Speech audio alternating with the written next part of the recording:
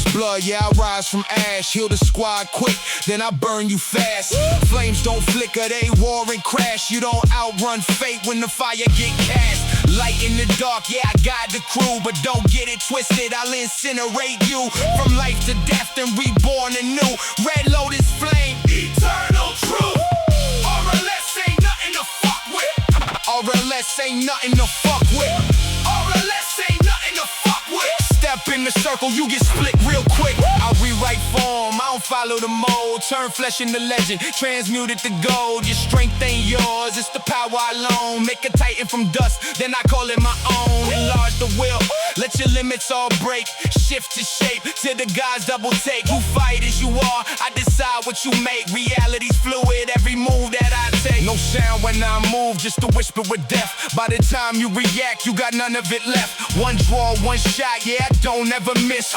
Ghost in the dark with a kill on my list. Pressure point aim, every arrow precise. I don't roll twice, I just end your life. You look for a fight, I don't fight.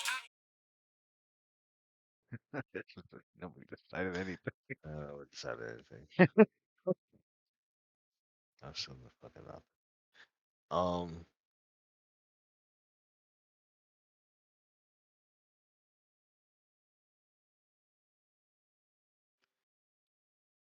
I'm here. I mean, I don't even know. I'll cast my stone for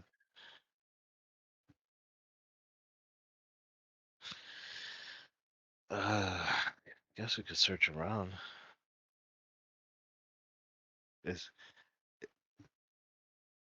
I mean, is there anything we need to be researching for other than where the fuck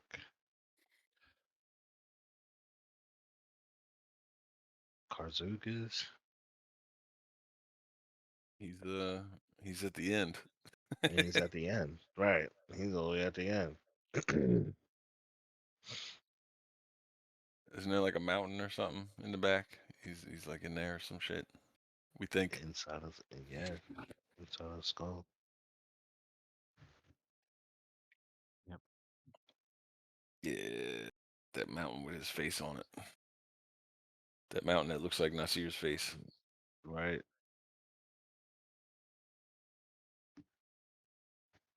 And currently, yeah, life bubble is on. Bill. Sweet. What life bubble is protecting you guys from is the temperature extremes. 'Cause it's cold Yeah. as shit. Yep. Cold as hell. Um, as well as extremes of pressure, which I believe this counts for altitude sickness. Yeah, so yeah, you should be. Yeah, you enables you to breathe freely. Okay. Um. So yeah, you don't gotta worry about the cold, and you don't gotta worry about the altitude sickness with life bubble on.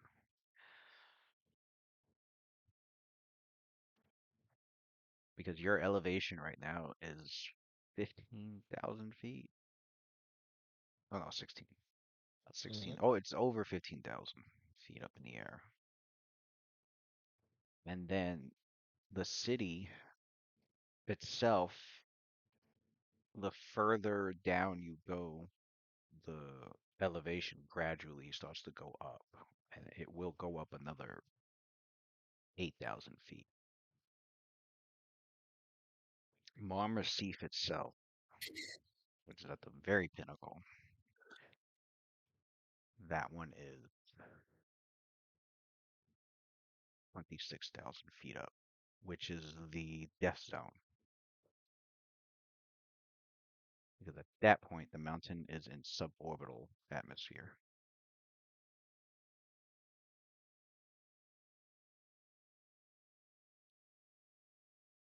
Could there be a situation where your life bubble is no longer working while you are there?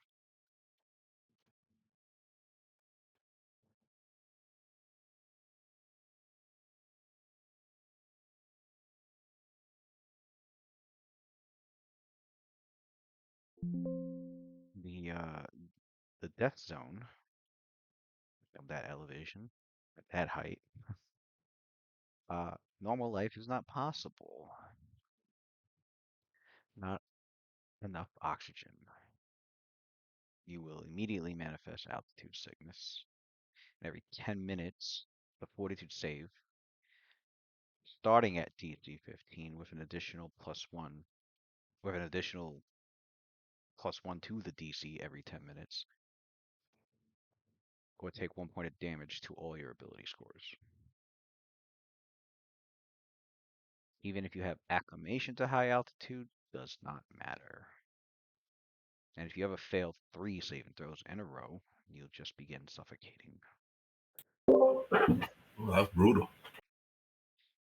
And the temperatures up there are severely cold. Yeah, as long as life bubble's on, you're good. What if we didn't have like a spellcaster in this party? Yeah, it would have made things rather interesting. Are there equipment that help you get? Possible would have made it. Players would have had to find a way. What about like the mask that Lucian has in the other group? Will that work up here in this altitude? That gas mask? Yeah, it would. It has an air supply, right? No, it filters Yeah, air. it would. It filters It air. would. Does it provide air too? Because it works on the water, Yeah. right? Yeah, Oh, okay, yeah. it works in a vacuum in space. So yeah, Is yeah, that magic? Or is that like quiet on there, right? yeah. Okay. It's a wondrous item. I mean, there's ways, you know, let the players get creative. I mean, if you didn't have a spellcaster, there's other ways. Well- Ren just happened to have a shortcut. I'll tell you right now, if life bubble fails, I'm instantly holding my breath. I was gonna say, yeah, Rakim's the only one who could last hours up there before I will just hold my breath right away until life bubble is back. everybody else is slowly suffocating. I mean, it's every 10 minutes. I mean, DC 15. I mean, you know, if you find Karzug and beat him within like 30 minutes, within an hour, you guys should be good, right? How long Oh man. how long can you hold your breath for? An hour per level of Constitution. 18 hours.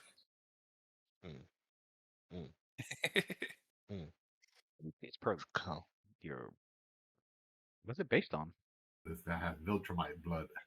1 hour per Yeah. number of your constitution. Oh, your score. Yeah, that's We right. need Yeah. battle mind links so we could all be like Alan and talk to each other through telepathy. Yeah.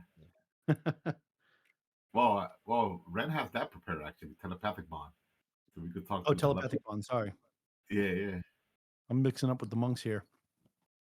Oh, you'll be able to talk and breathe barely.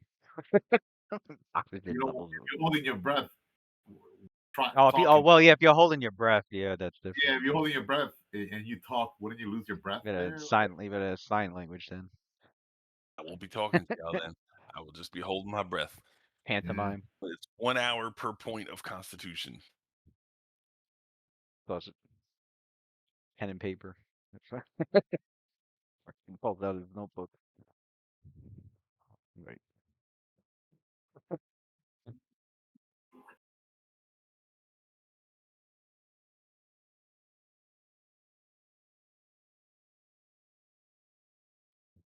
Or what is it?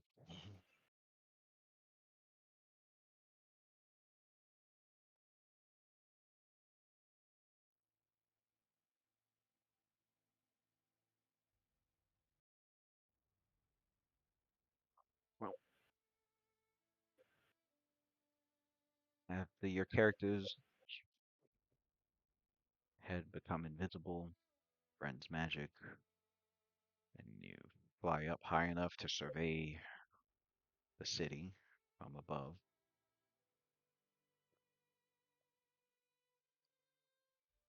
Not a lot of precipitation up here, of course, because it's high up. You're above the clouds. Um, There's like maybe a few, if that. Um,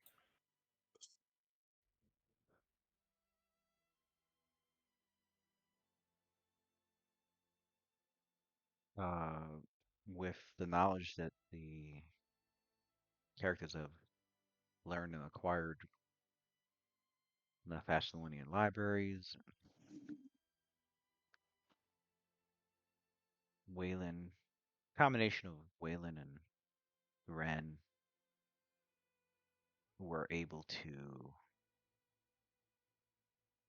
ascertain the layout of the city. They were able to make note of certain sections that correlated with what's been written about it in the past. Despite how ancient and damaged the city is, their vast intellect was able to analyze the city and make note of the different sections.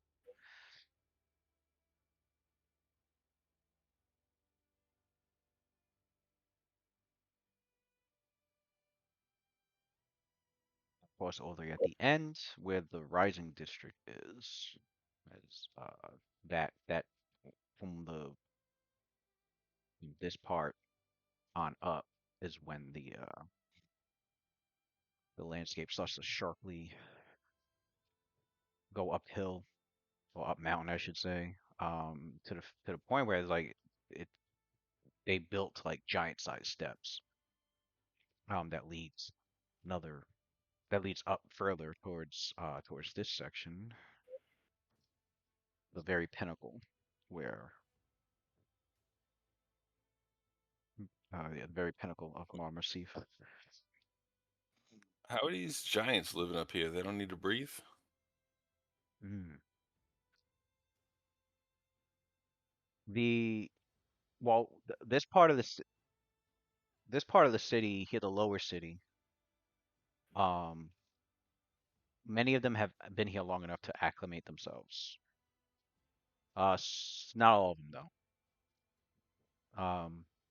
You will probably come upon giants and other creatures that have been that have arrived here and have yet to acclimate to the altitude.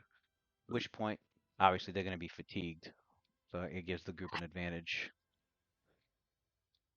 I thought you said it wasn't like even if you're acclimated, it didn't matter because it's not enough Oh, air. no, over here, the very pinnacle. Oh, okay. Yeah, that section. But this whole city right here is below. It's below the death zone. It's like one step below it. Mm. Still, still get altitude sickness if you're not acclimated.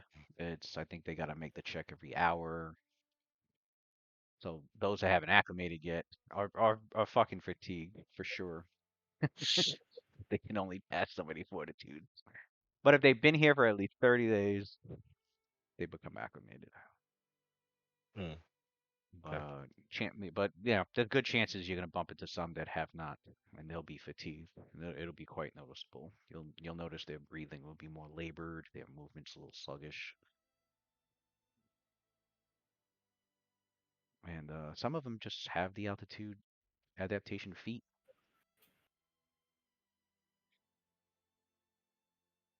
Of course. Not all of them, but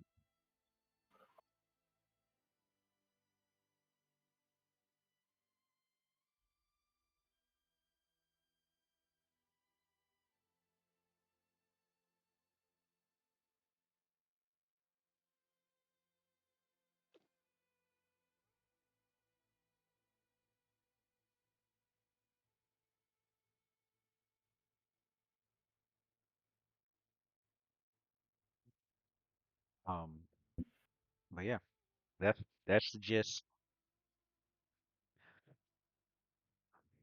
So what do you do? What does Red Lotus Society do?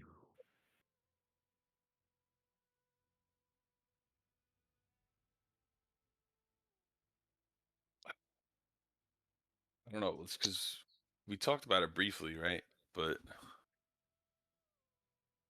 I think we were saying we wanted to just go to the end, but then I don't know. I don't think we made up our minds. Right. I know most of us said just go to the end because that seems to be what Runelords would do. Like that's usually the Go. our MO is just try to find a leader and take them down. What was that place with the M? Right here at the end. Oh yeah.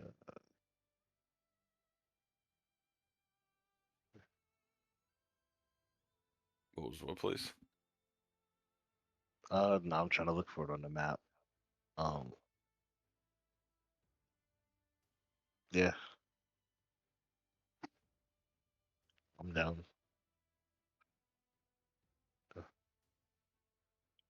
I don't know, Mike. What the hell you want to do? Is there anything to kill? I mean, I'm sure there's Plenty. tons of stuff to kill in here. I'm plenty sure. I don't care which way. There's I a, just there's a whole city want out to get. here. I just want to get moving.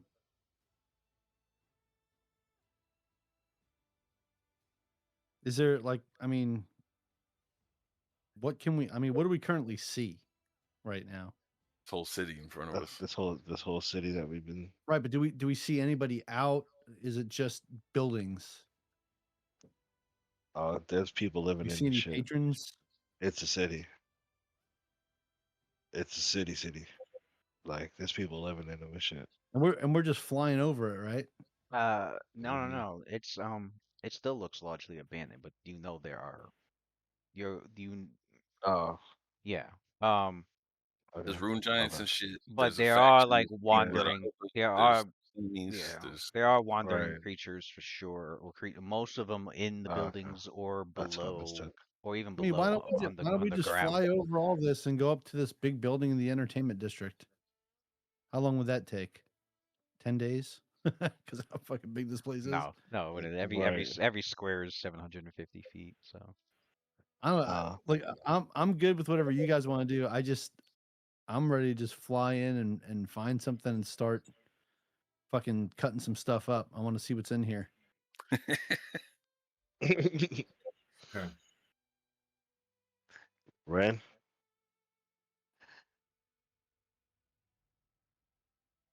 He's there for the buys and fun times. Whatever the party decides, he's good. But I mean, the only clue that we have is that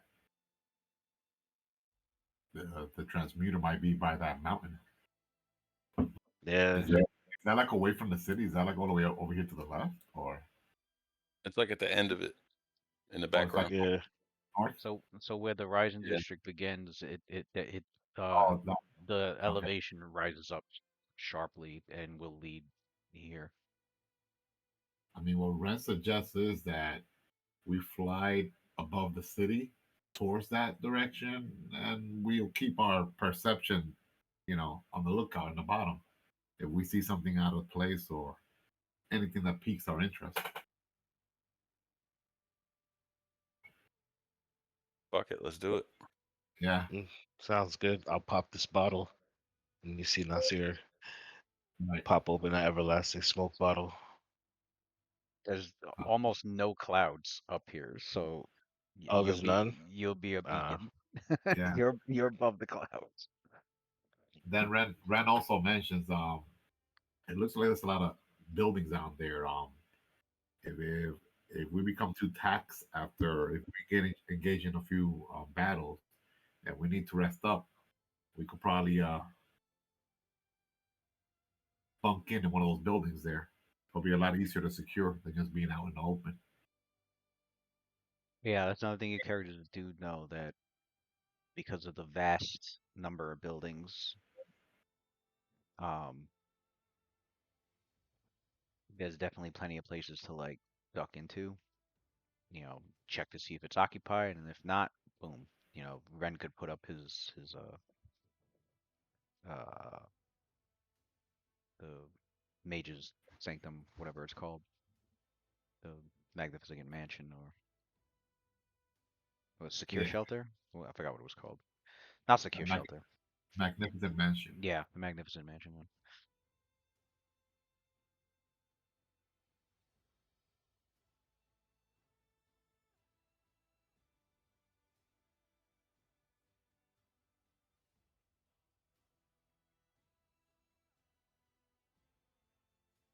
Um. So we're like here, Oh. it's like Yeah. You something wanna like this, just like maybe like around the middle, we're just flying above, high above as possible with visibility sphere on. just as high So as we're, possible? yeah, as high as possible. And we just kind of go this trajectory there. You see the green arrow? Yeah. Just, just like that, pretty much, all the way up to All the from way up to there. the Then Red we'll, District. All right. So you are invisible and you are as high as possible. Obviously, without entering the fucking. Well, not that it matters because Can you we got life say we're level kind on. of? Oh yeah, we can't. We're Um. invisible.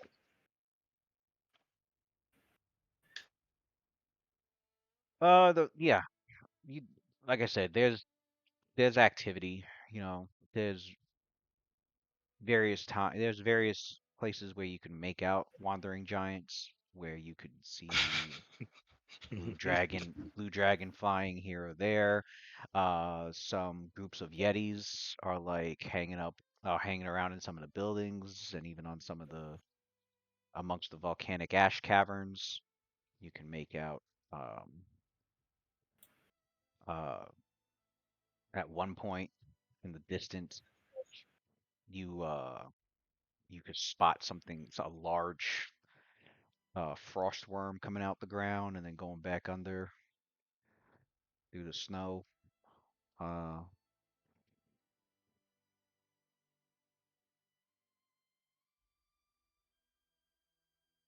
the first sign of activity you do notice nearby from where you're at is located here. You notice these strange flying creatures that you've never seen before, and they seem to be kind of like herding a. They seem to be herding like a large group of aurochs.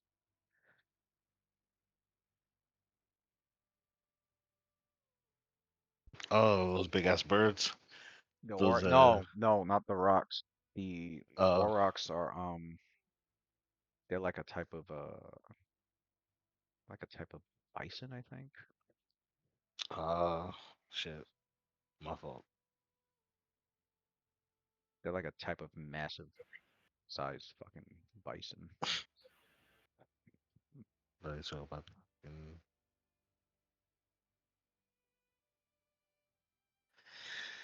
Um, m- where is it?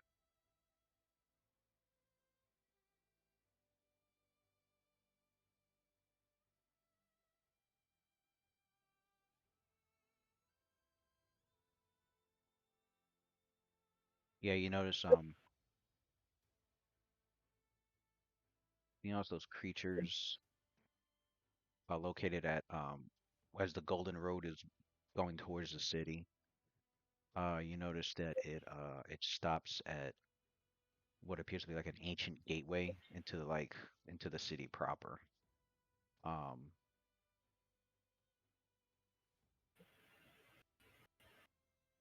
where there's like a dark mass of gritty, rocky ice that presses up against the fortress's northern face, where the ancient lava flow apparently had stopped, just by the stone walls. And you do notice about a dozen of these strange. At first, for at a glance, you thought they might have been like harpies, but they're not. Um,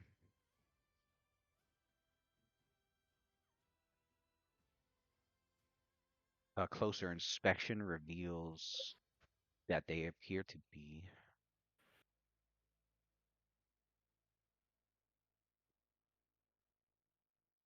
Oops.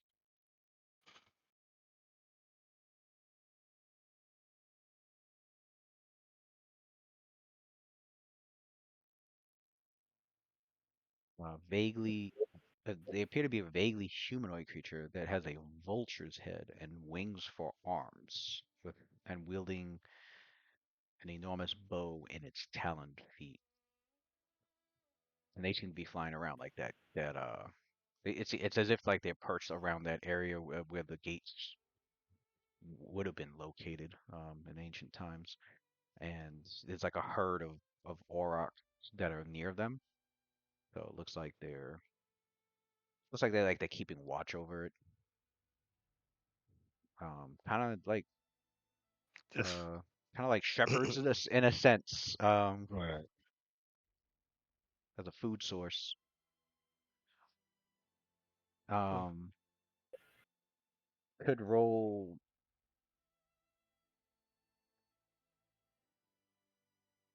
nature checks to determine the heck those are. Mm. Right. Can I study target to get a bonus? Obviously, they're not aware of your characters. Um, Can I study target to get a bonus on my nature check? oh, it gives a bonus to your knowledge checks, right? Yeah. I think so. Yeah, hang on, let me double check. Yeah, knowledge. Yep. Yeah, you could do that. Got no nature whatsoever. Not a drop here either.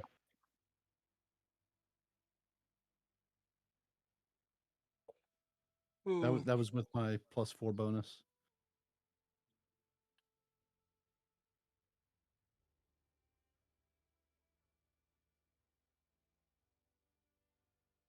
What was your total? 25. 25. I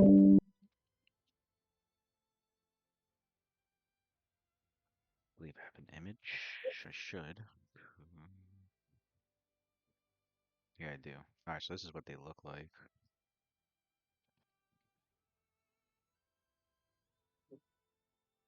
Sexy.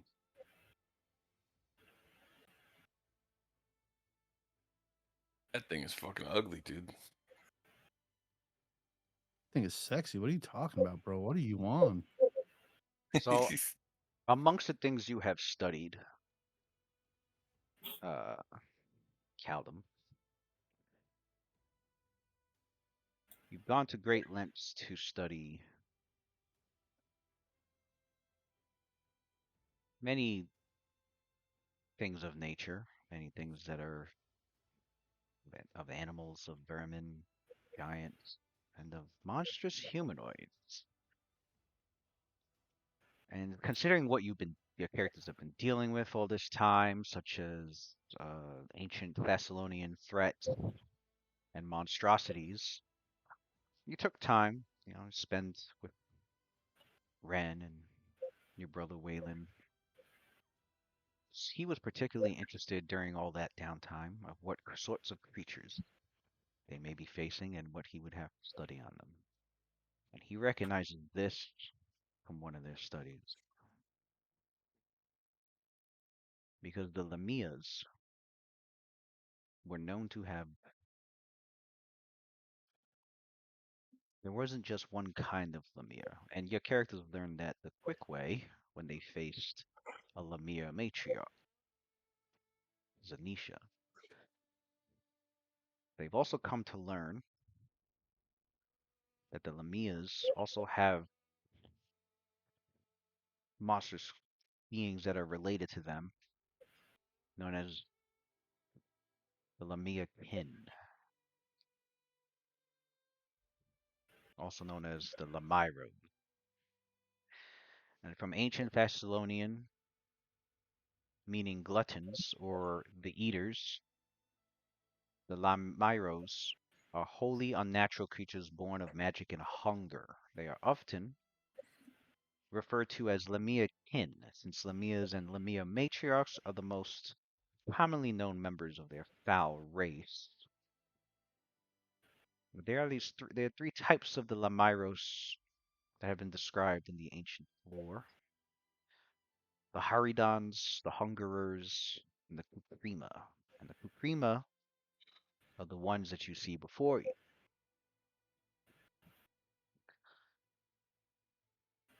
Like their kin, the Lamias, the rest of the Lamiros, such as the Kukrima here, are evil and do take pleasure in the suffering of others, although they are not exclusively found in the lands that comprise the former Thessalonian domain of greed As a race, they were the most embraced and integrated into those lands, serving as powerful nobles and enforcers of the masters of Xin-Shalast.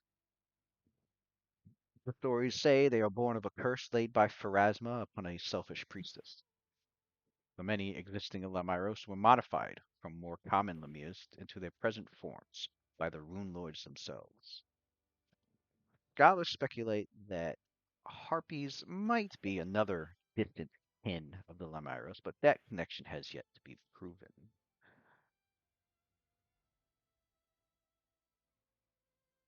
Supreme are also known as the Eaters of the Dead. They are the lowest order of the Lamiros. They not only serve the function of common soldiers and scouts, but are left to take care of disposal of bodies, garbage, and other waste, most of which they feed upon. This results in their foul appearance and their disease-ridden bite. They often wield giant bows in their powerfully taloned feet, holding the weapon in one talon and pulling the bowstring with the other. Roughly the size of a human, with bird-like talons and legs and great feathery wings that allow them to soar effortlessly on thermals. They have vulture-like heads and necks and a scattered covering of dark-colored hair and feathers that is usually smeared with grime and dried gore. They have much in common with the condors that they resemble. They are opportunistic hunters and scavengers. Bands of them might fly dozens of miles from their eyrie, using their keen sight to locate larger prey. In the extreme mountains that they inhabit, such meals often take the form of giant rams, mountain aurochs, and even the occasional mountaineer, although these disgusting Lamiros prefer their meals dead and rotting. They sometimes follow rocks, notoriously messy predators who typically ignore the smaller avian creatures, eating the scraps that these gigantic birds leave behind. The Kukrimers dwell principally in the thin air, among the upper peaks of these desolate mountain ranges, and they have lived in a state of static barbarism since the diaspora following the fall of the Thessalonian Empire. And in the 1,000 years since that civilization's collapse, they have migrated to many mountainous regions throughout Valerian.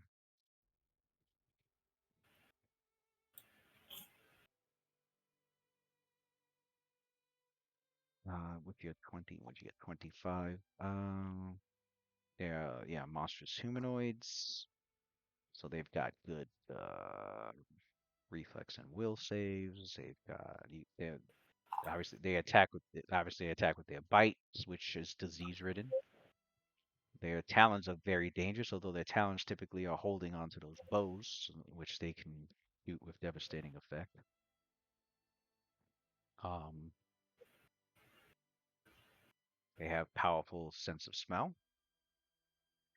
Um, they are intelligent creatures, although only as intelligent as the ogres you have battled in the past.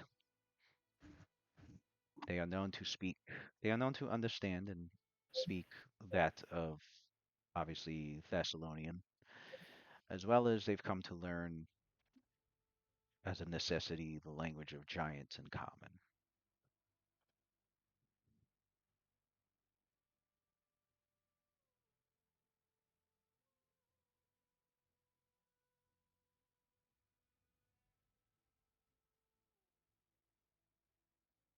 Is what they are, you can make out about a dozen of them. They seem to be perched up around those ancient gates as as both lookouts as well as some of them keeping an eye on the herd of aurochs that they have nearby. And the herd of aurochs I think there's about 40 of them.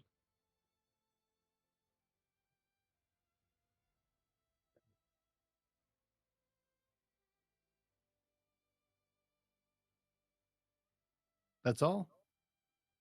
But yeah, that is what he knows about them. Um, they don't see us yet, right? No. As far as we can tell. They no, they don't. They don't see you. I mean, I'm assuming. I guess if you're trying to get a good look at them, I'm assuming you're like 100 feet above them. Mm, well, I'd probably say. I guess your characters will keep it safe, like 200 feet.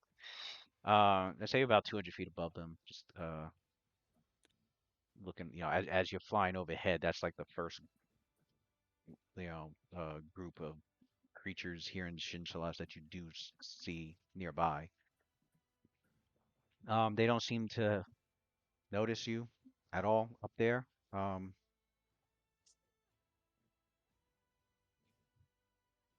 Even the ones that like are looking up, because they're looking around kind of like birds do in a sense. Like, there's been a few that like were looking up at the skies and even in your direction, but they don't make there's no indication that they've sensed your presence at all.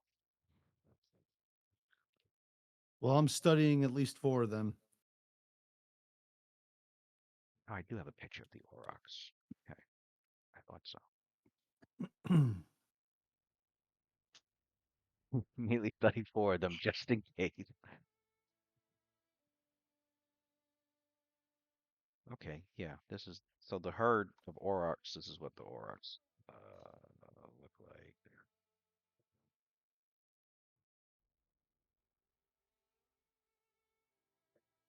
Ooh, those are dope.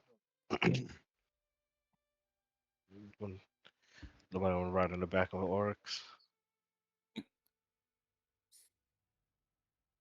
Probably faster than that thing. Can we eat them? Yeah, you would be fast. Right. I don't know anything that can out. Not Well, a there's lot there's too. there's only 2 things I know that could outrun a a flying dragon and a fucking uh and a quickling.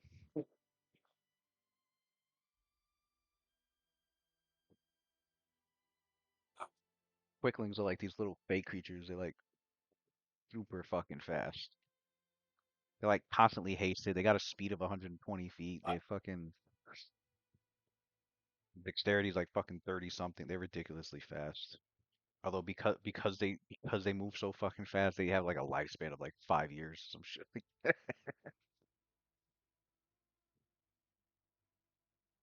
Mm,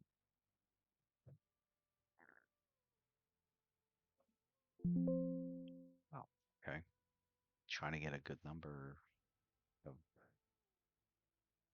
Oh, I had it. Where's no? There it is. Okay, there's like 2 dozen or okay, that's what I thought.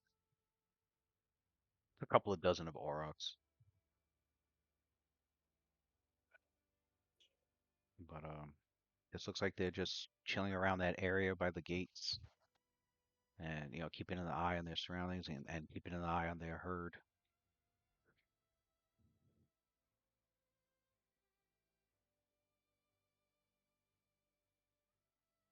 I'd say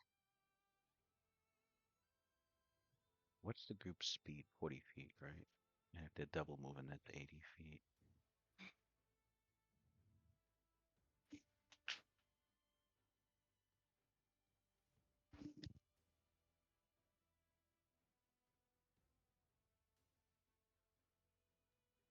So it's about okay, takes about a minute per square.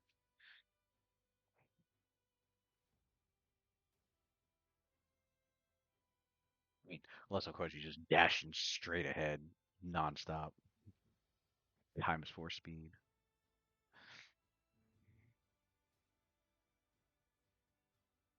Like, can they? Hold on. Be wrong. Hold on. Hold the land. Oh, it was a mass fly, wasn't it? Yeah.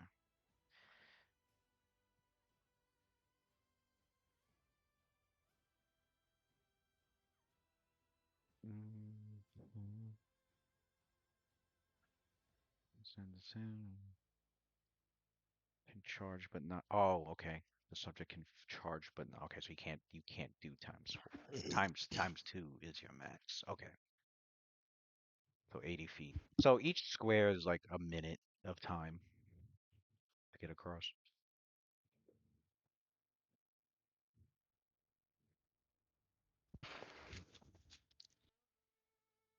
Damn.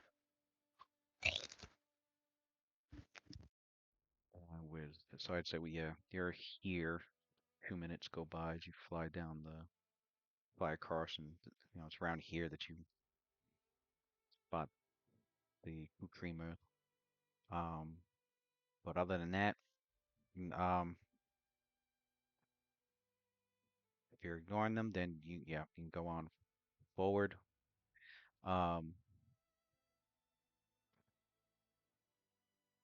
Yeah, if we see certain creatures from like a distance, obviously we want to fly towards them. We'll like try to avoid them. Go, fly around them. Yeah, we are trying to be as stealth as possible. Yeah. All right. Let's see. 3 minutes, 4 minutes, 5 minutes, 6 minutes. So about 6 minutes in flying across the top of the city. It's over here. I'm going to actually just write it down.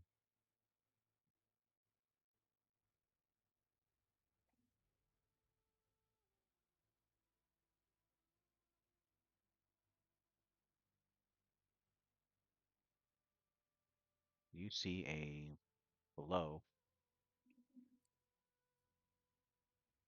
a section of the ruined city that's completely cleared of rubble, leaving a roughly circular courtyard about a quarter mile in diameter, and many oversized tents and crude shelters are erected in this area, turning it into what looks like a giant-sized refugee camp. You can make out hundreds of hill giants, frost giants, and stone giants encamped in this area. You said hundreds? Oh yeah, go time! It's go Hundreds. time! Hundreds. Make them all go night night. But Let's they're go kill them all. prisoners. They They're dwell in prisoners, huh? they all dwell in yurts, tents, and the surrounding ruins. Wait, what kind of giants? Many of them appear to be the hill giants, frost giants, and stone giants. Many of them appear to be toiling and rebuilding the northern section.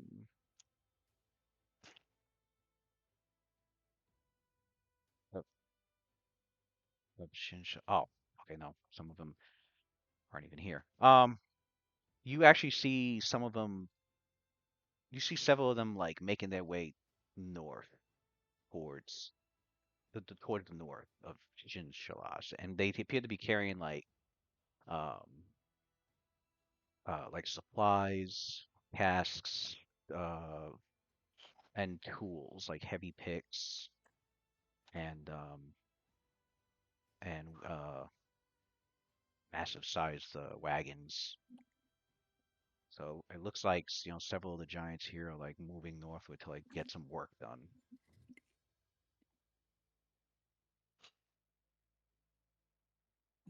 Yeah, we can't tangle with hundreds. Well, Says who? we can't win them motherfuckers. So invisibly, your characters are looking below and flying ahead, flying overhead, and you can hear Calvin talking about, "Hey, we could take them on," and everyone else is like, "I don't know about that." I don't know about that one, buddy. And giants can throw pretty far, and Icarus is like, I'm not getting pelted with five. I've been pelted with one boulder. I don't want to get pelted with 500. Oh, we just go in there invisible. No big deal. Yeah, until it ends when you attack. That's fine. It's too late for them at that point. Take down like 4 giants before like 100 boulders fly at you.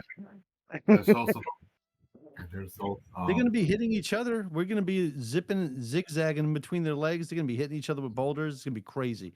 Mass chaos. You've been fighting giants half the adventure. Have you forgotten how far and how well they can fucking throw those boulders? They are master rock And throwers. I'm level 16 now. I'm a master dodger. Oh, okay. You need level. Okay. I roll 100 times. You know I'm Sorry, getting level 17. Level you know 17. My bad. My bad. I'm getting a few 20s out of that. Oh shit. Yeah, that's true. And it'll probably you'll probably get a 20 on both the mats. Didn't That's you just just how get it goes. blasted by a giant? Yeah, he did. It was a cow giant. Oh me? Yeah. It was supposed I to got be. rocked. Yeah, it was literally. Ren, Ren, chimes, Ren chimes in a little bit. He goes like, "Well, it's different now after all that we've been through and everything that we have learned. Um, keep in mind, most of these giants down there, they're here against their will. They're being controlled by the rune giants.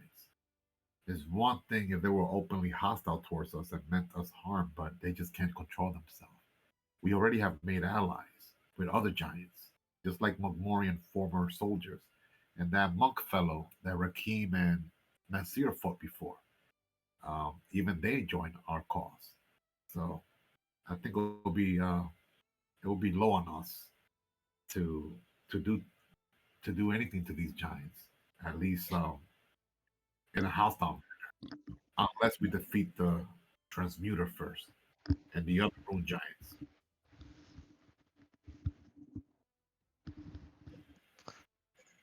Also, if they have the rune on them, any of them we kill strengthens Karzug. I was gonna say That as This is well. why my cousin's smart. you're too far up to like make out any like Sahedron runes on them, but your group is pretty sure that they probably most definitely Gonna, have it on them. just gonna assume they all Yeah. have it until proven otherwise. Mhm. Especially being up here at ground zero, pretty much. And yeah, and your characters from your knowledge of like cloud and frost and stone giants and hill giants, like Ren's definitely right. Um, His behavior right now is like unbecoming of many of them. Many of them are probably from tribe. Many of them here were taken from their tribes by the rune giants, forced mentally, I magically. remember, Yeah. I remember doing I don't know if it was a cloud giants that when Ren did a knowledge check, it said that half is like neutral evil, but the other half are usually neutral good. So there's actually a lot of good giants too out there.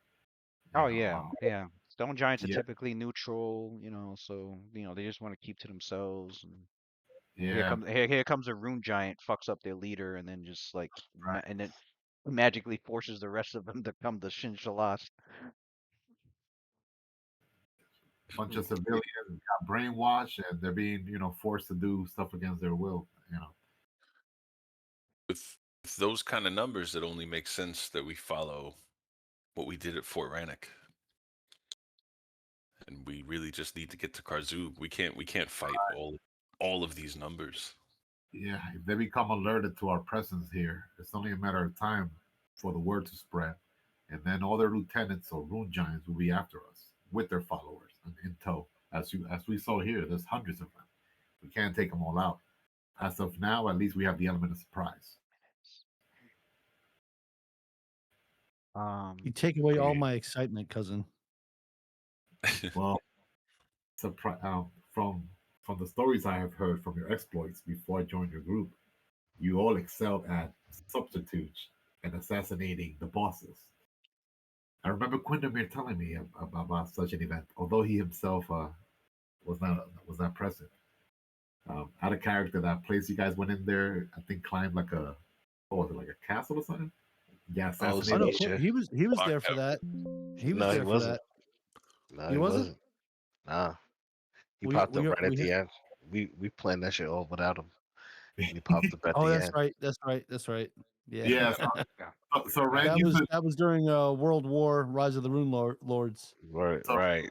so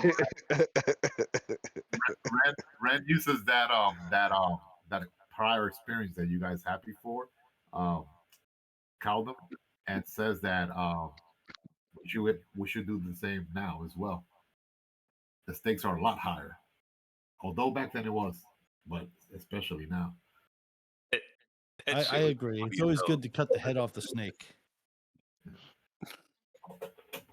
We spent like 2 hours planning that attack, Man.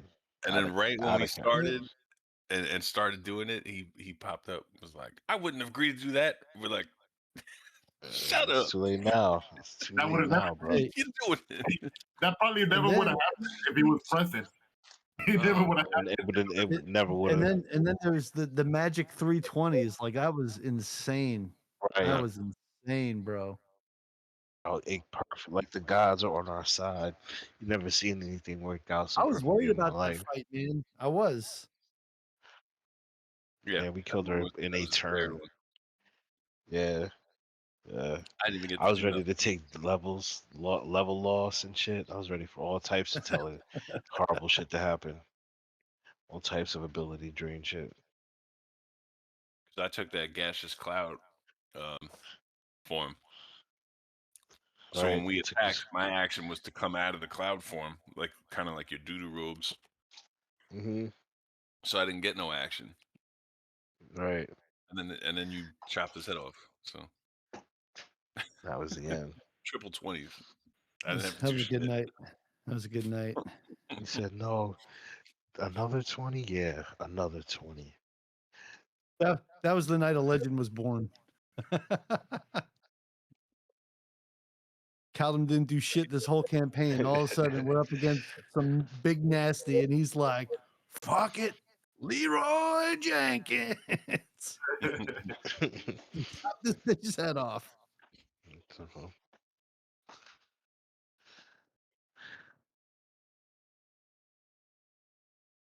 That shit was fucking amazing. Worked Yeah, out perfect, I guess dog. yeah, after that was the fallout. So, Yeah. and then the game got fun. Well, at least for me. I don't know. About you guys, but Mhm. I never got a Mhm. chance to RP. I never got a chance to RP or anything, before Yeah. that. I was just here. The quality of the game is increased. You know, with Cav here, present. That was the most I talked. Well, admit Right. I'm not in best form tonight. I'm half awake, Yeah, I'm not gonna lie, I am too, half awake, but half drunk. I know. I'm I'm definitely sitting half here drunk. doing schoolwork right now. It's gross. We're gonna get through this, though. We're gonna do this for the Knicks. If Jalen Brunson can do it, we can too.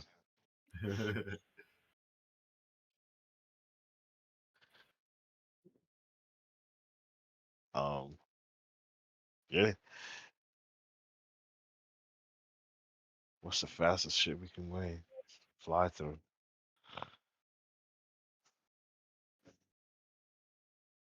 No, Give me like we'll probably get seen sooner or later by somebody. Yeah. something. Yeah. Or we might witness some huge injustice and we might want to butt in. That's what happens to heroes sometimes. Yo, have y'all watched Sentenced to Be a Hero? Yeah. I know you did. Yeah. Pizzardo, fucking Mike. Y'all watch that shit? No. It's an anime on Prime. It's Yeah, pretty man. dope. Every single character that jumps in, I'm like, yo, this could be a D&D character. Yeah. I love Prime. Everything, a lot of stuff there is like gems, like Invincible. Yeah. Tomorrow's like the last episode. I think it's the season finale for The Boys. And Yep. Oh yeah, that's right. Yep. yeah, I fell behind on Gen V. That's that offshoot from The Boys. I've I been haven't watching even watched that. I've been watching it this weekend and this week because the second season because it kind of like links with this one. So I want to finish this second season before I watch the last episode of The Boys, just in case. Right. Yeah. Oh, this looks dope. Sentenced to Be a Hero. Yeah, it's really good. good. It's really really fucking good. Every single one of these characters be cracking me up, like when they introduce a new hero, because I'm just like, this could totally be a D&D character. It sounds like the Suicide Squad. Yeah, they're all like criminals. Like when you're a hero, you get these powers to fight the demons. But every time you die, You can't General die. War. You come back, and they get like crazier and crazier the more they die. Oh, So some of them are just out of their fucking minds. Like, I might add that to my list. I'm gonna watch this one soon. Actually, it looks very interesting. It just yeah, came man, out. I 26. just met the artillery guy. he's, he's fucking great, man. Yeah. Oh man. I'm looking at all this shit. All this Jalen Brunson shit. Mm-mm-mm-mm-mm. Yo, you know how many the fan pages were alive with people that were just like Cavs fans, I guess, were raiding the Nick fan pages and just talking mad shit. Mm-hmm. Now what? Now what?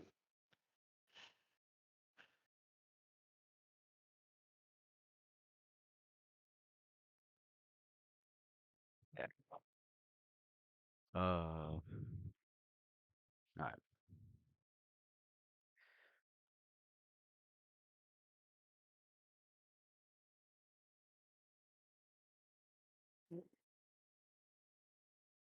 What am I looking at?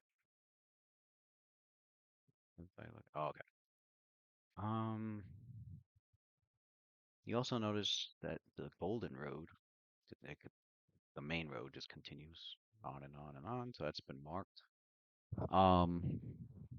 Where are they? So they had 12 minutes since we fly over the giant encampment.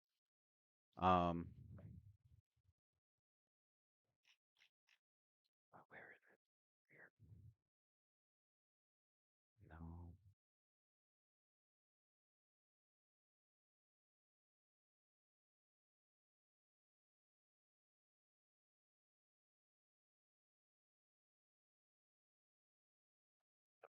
Or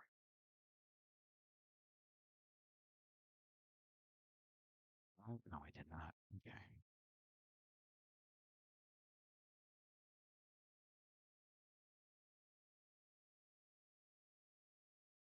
Mm. Then Landry Shaman hit a three, and that's when I realized David Landry Shaman hit a three. I said, "Damn, we are deep." We're like on the 10th person on the bench right now, still firing. To your right, you can. Is Ren here? What? Okay. Oh, he's here. Oh He's just no, got kicked out of I roll didn't 20, I see. guess. Yeah, I didn't see you in roll, Tony. My bad. Oh, I did. I think so. Yeah, you're not in. I don't. We don't see your avatar. Oh. Your um. To the right side of the city, as you can see, all that dark gray is just all that ancient volcanic ash, and you can make out several, like dozens of like various like little caverns or even deeper caverns and tunnels that obviously would lead to the ancient structures beneath, as well as anything else on the ground. Um, see this right here. You're 12 minutes in.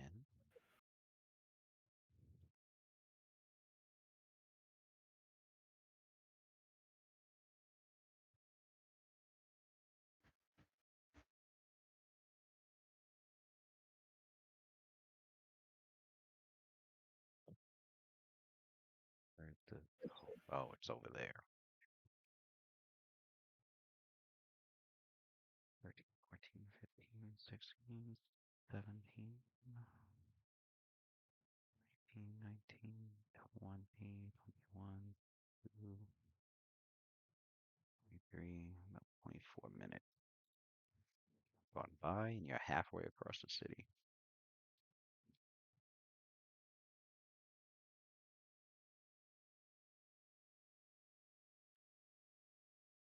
What's One, what's this shit up here? Is this like a mountain top or something, or is this whole thing elevated? This whole Yeah, it's elevated. This looked to So what's be that? a part of Utenberg. They're like these massive, it looks like these massive buildings in a fortress and built big enough to house giants. Utenberg is the part of the city where the giants would live. Damn. And so the buildings here are like 2, 3 times bigger, wider, taller. Mm. Um, Brunier.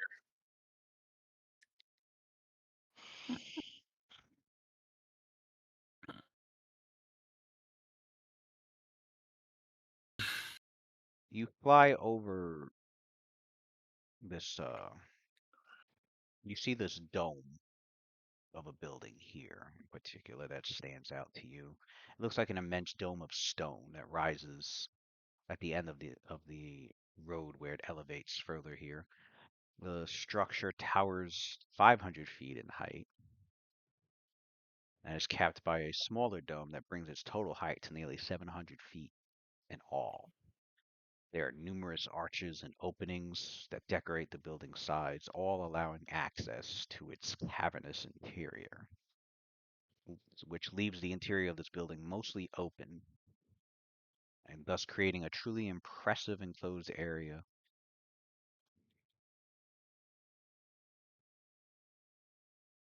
Um,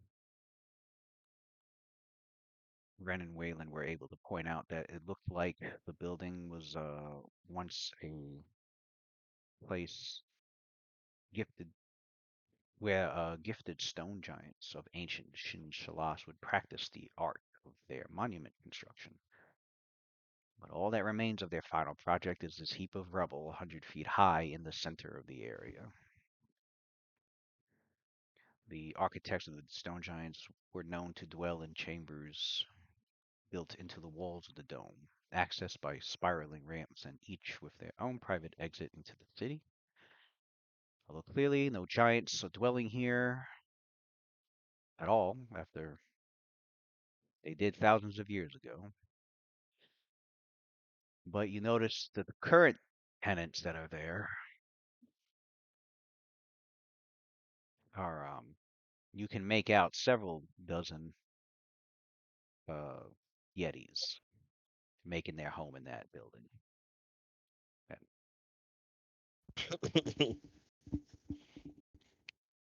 So stay the fuck away from that.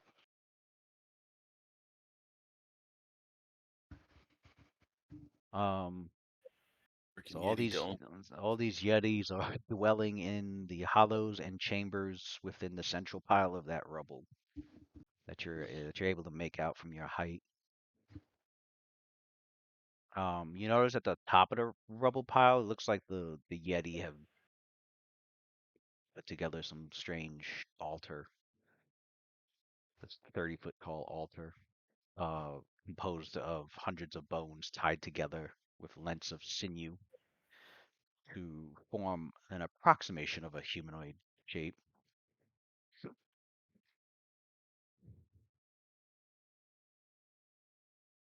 And you can make out about 6 Yeti like kneeling as if like in worship of the of the structure that they built. That they clearly must have built.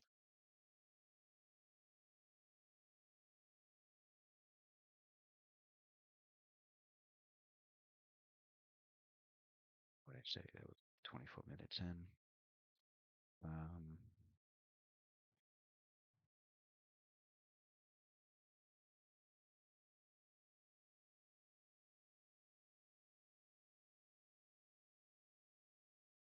what's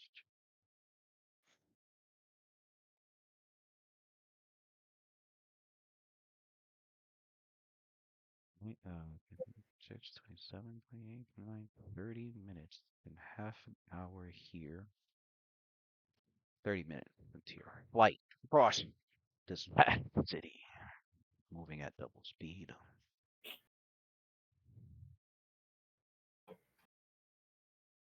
Oh, how long does yeah,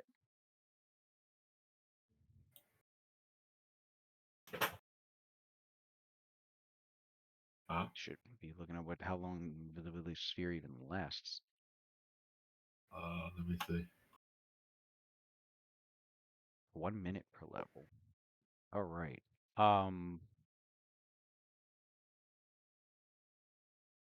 What's that for him?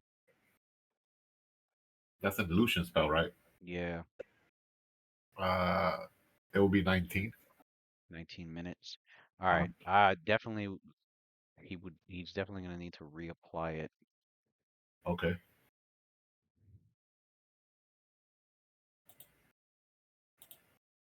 So yeah, mark off. Yeah, you have to reapply it. Mark off. You can mark off a slot for that. As Ren pauses everybody and reapplies the invisibility sphere before it completely wears off. That's a level 3 slot, right? Yeah. Yeah. Okay. So And he used 2 so far. right here is the 30-minute mark, so there's like 8 minutes left on the second casting. But it is here. You are now within the vicinity of Utenberg. And then to your right, you can make out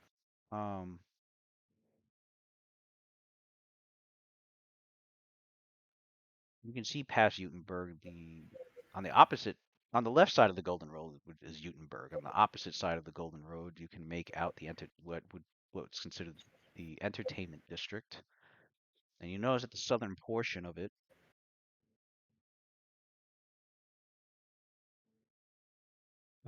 has been ruined by the fall of Thassalon and the attendant volcanic eruption, leaving that area a very tangled rubble. Who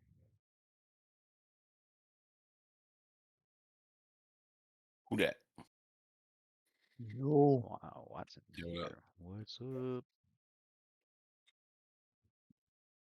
Oh man.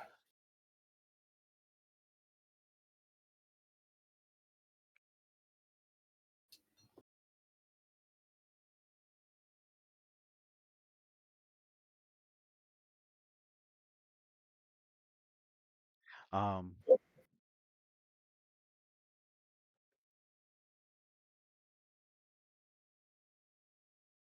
Spain.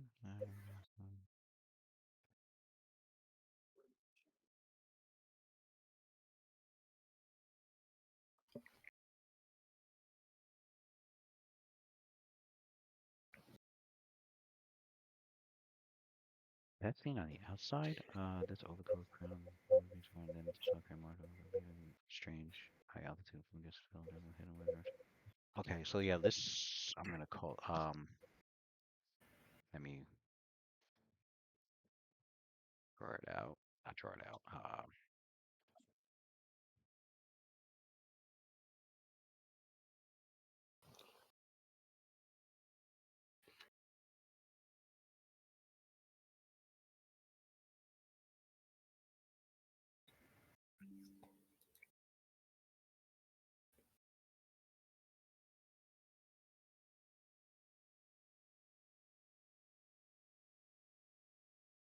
Oh yeah, so you notice this southern portion of the entertainment district has a strange overgrowth of some high altitude environmental fungi. As seems the ecosystem in that area is oddly flourishing and covering a lot of that region, enveloping it in a tangle of pallid vines and sheets of lichen.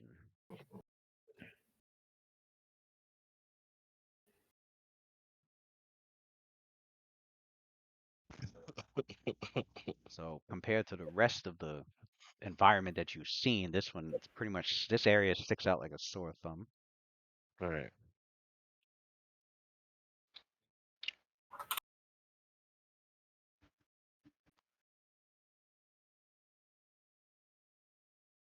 And at various points as you fly across, it even appears as if it might, there's some movement within that plant life in that section of Southern District. 1, 2, 5, 6, 7, 8. Gonna need another reapplication.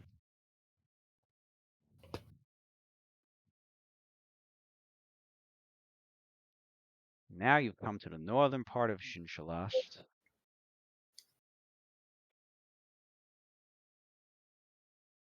Where you can make out in the distance several giants working on various portions of the city, toiling away. But I remember Calvin mentioning this badass building over here, which he seemed to be very interested in. As he points that out, Ren and Waylon are able to identify that particular building.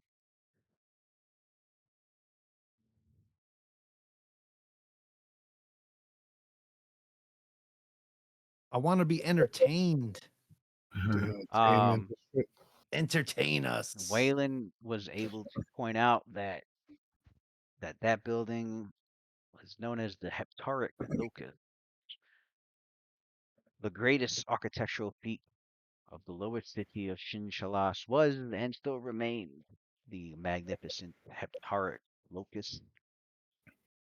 It is a massive covered arena and amphitheater of unsurpassed grandeur composed on a foundation shaped as a vast Sahedron room to represent the might and resplendence of Thassalon. To the average citizen of the city, this Colosseum represents the heart of the entire nation of Shalast. This magnificent edifice rises more than 500 feet to an elaborate 7-paneled dome of crystal, from which a slender spire extends another 200 feet into the air. 7 towers surround the dome, one dedicated to each of the Thassalonian schools of magic. Though the building shows signs of the years, with parts of the facade having fallen away and some of the lesser domes fallen in, the great central dome and spire remain intact and alive. As you notice that there are multiple permanent spells in place that shine light, similar to a daylight. And they circumscribe the interiors, creating like a shining beacon in the sky above. Hmm. Although it's daytime, so but at night that's what it would be looking like.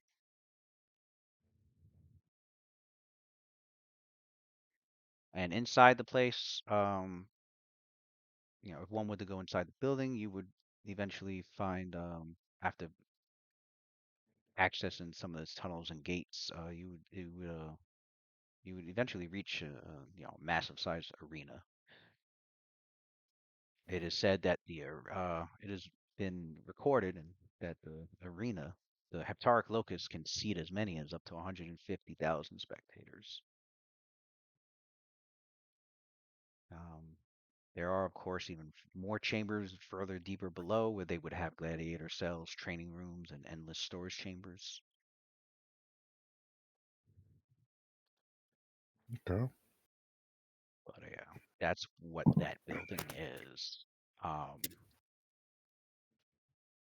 Whether it's occupied or not, your characters aren't exactly sure. There seems to be signs of there being traffic that goes in there, in and out, but you don't see any from where you're at in the sky looking down at it. But yeah, the super mega arena.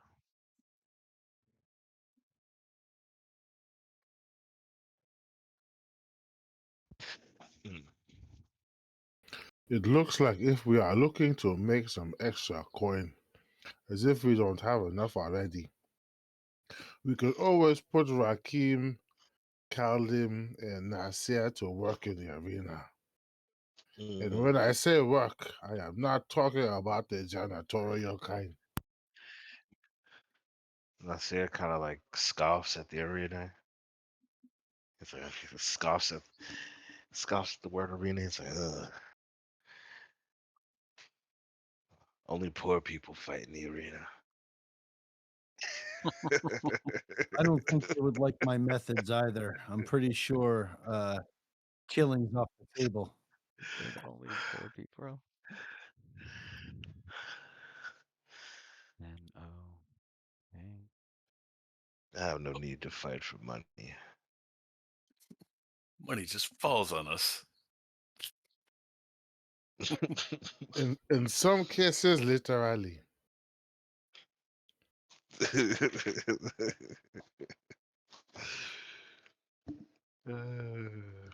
Shout out to Night Watch.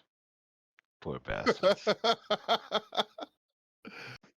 let's, let's let's not bring out the brokies right now. Uh,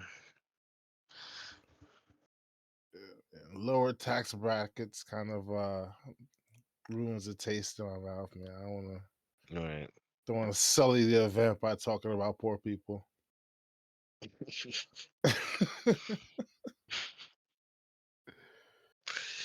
Oh, Good 9, times. 40, 41, 42, 43, 44, 45, 46.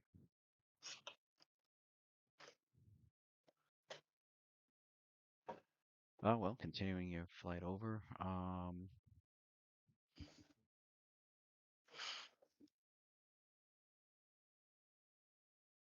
We eventually, how would I say, 46, 47, 48. Should we check it out? No, good. 40 minutes in, you do reach the other side of the city. At which point you're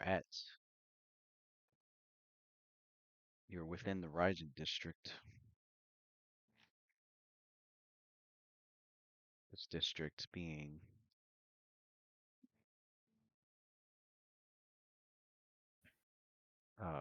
it begins immediately beyond the Rune Gates and once served as the residential quarters for the nobility of the city, as well as the Haridans of the mountain, which were high-ranking Lamias, and so on, as well as those non-monstrous inhabitants with enough power, influence, and or gold to earn a spot Mm.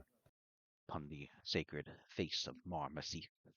The highest dwelling typically served as the residence of the priestess, holding the rank of most high at the house of divine consumption. The dwellings are usually towers protruding from the rock face due to the lack of ground to build upon, and they grow larger and more elaborate as you fly further up the mountain. You notice that the Golden Road runs through the center of the Rising District on its way to the spires of the upper city. This makes the road extremely steep and in some places nearly vertical, with great depth carved into its surface, almost like a ladder. And so these steps sized for giant,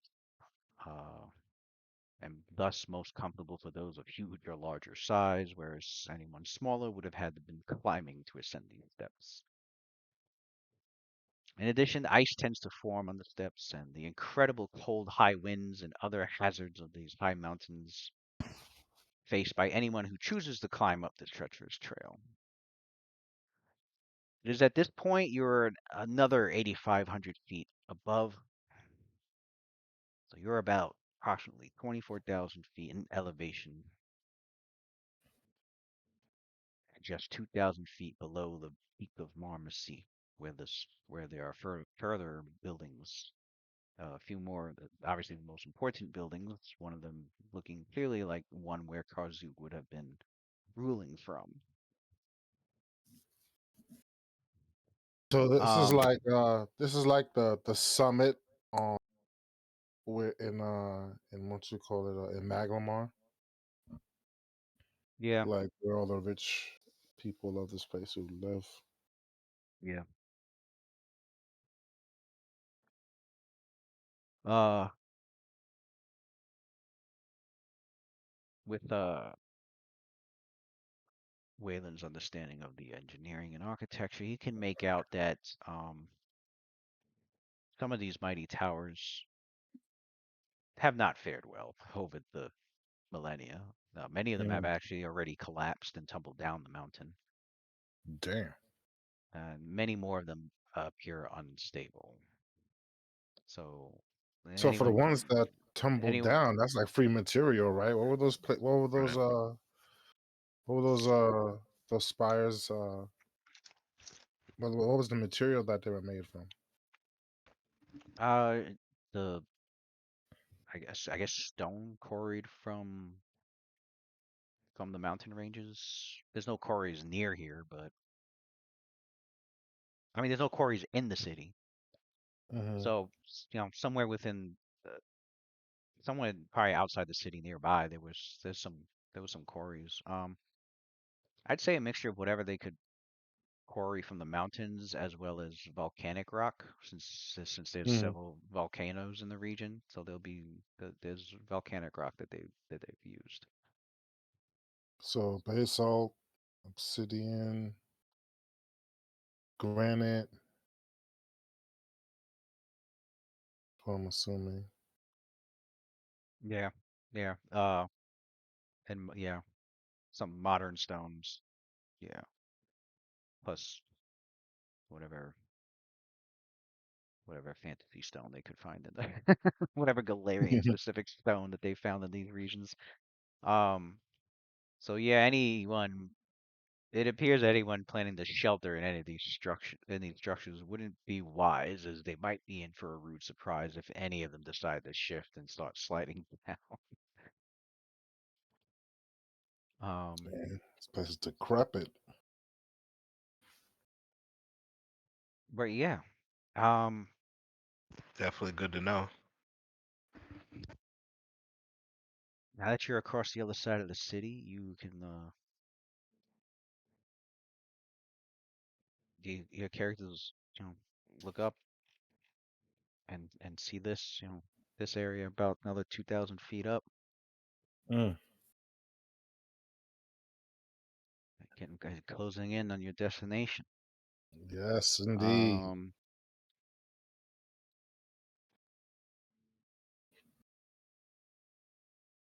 Xin-Shalast.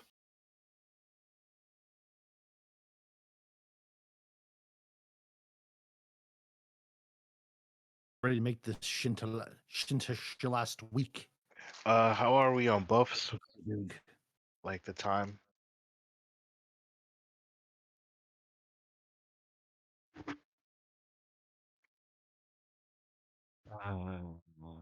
it looked like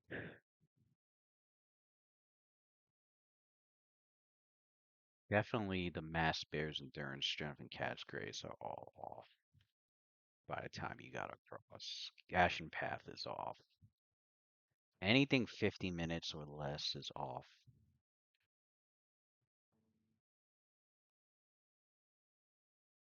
So I'd say the only things left on is bit of luck, life bubble, overland flight, greater magic weapon.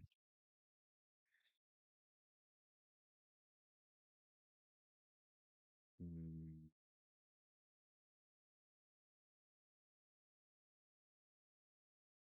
bark skin.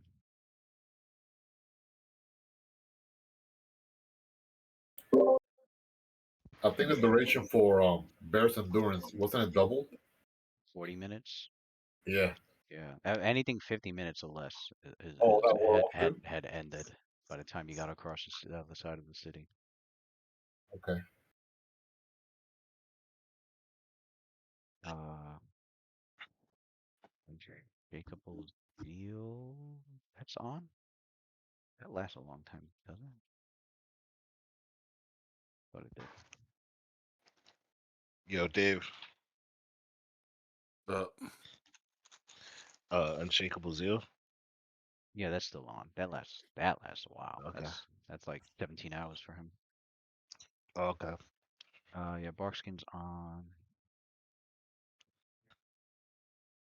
And that's pretty much it.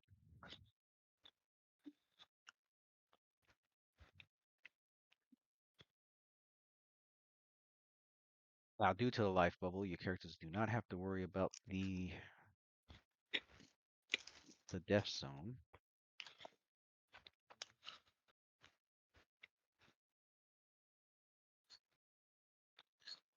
I guess I will now reveal this part Here is the peak.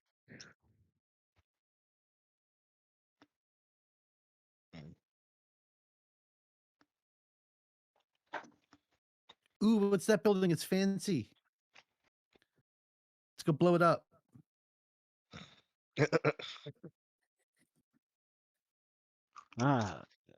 Flying up towards the peak. Once your characters get to when does it start?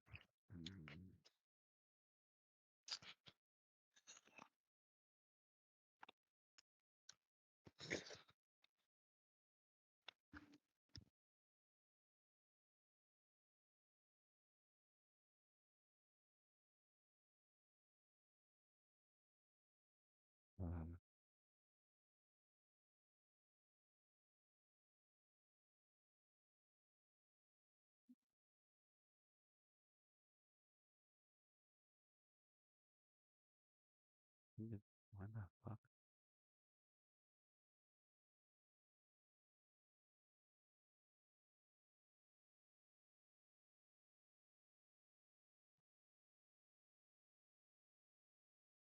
That's what I need to look up.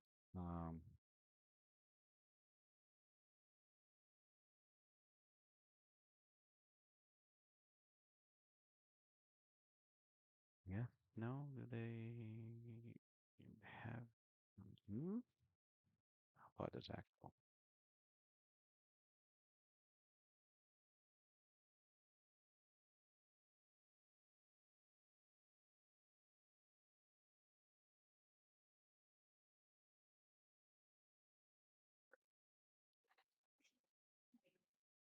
How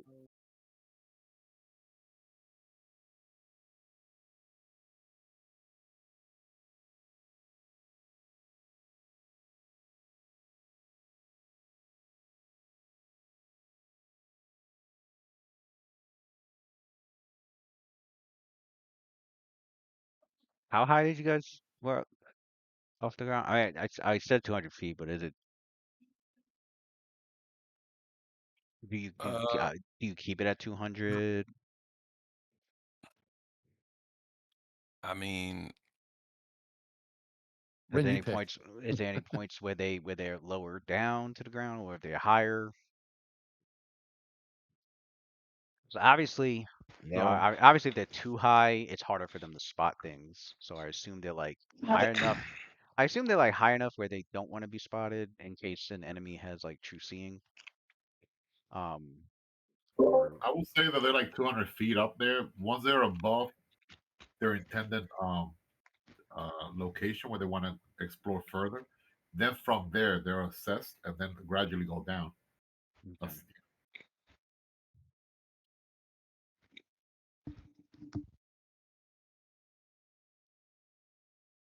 So your characters fly up the steps instead of having the need to climb it.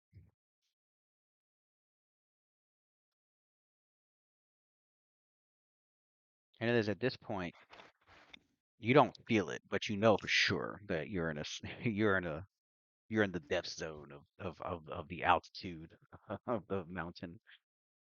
Um, Especially those with knowledge geography, you immediately know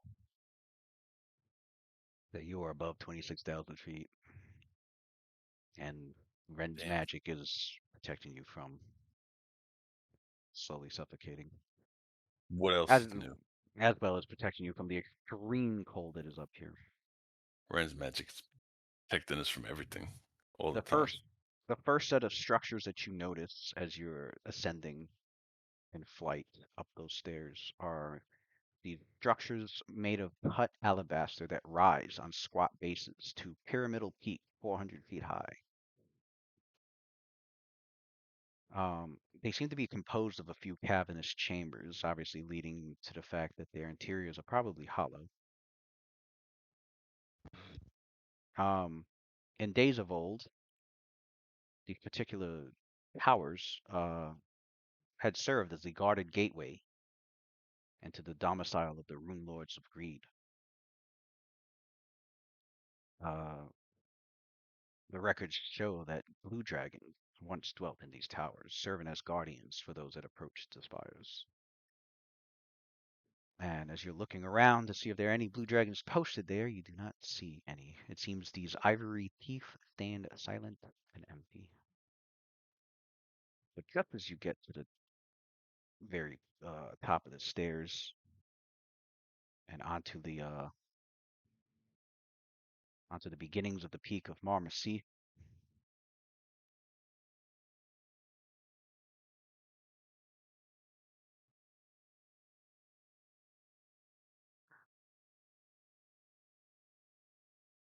your characters,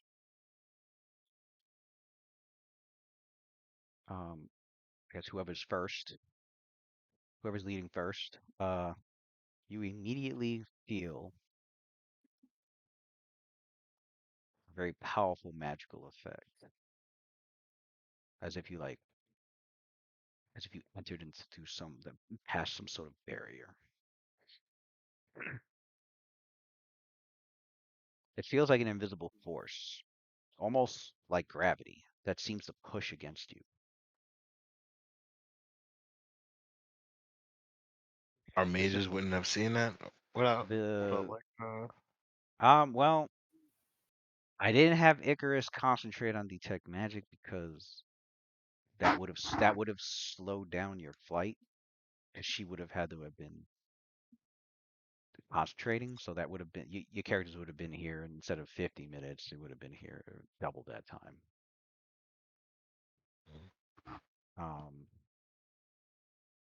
Does she have arcane sight? I think she has it on. I don't even know if she has it. I don't know why I thought fucking Ren did. Never mind.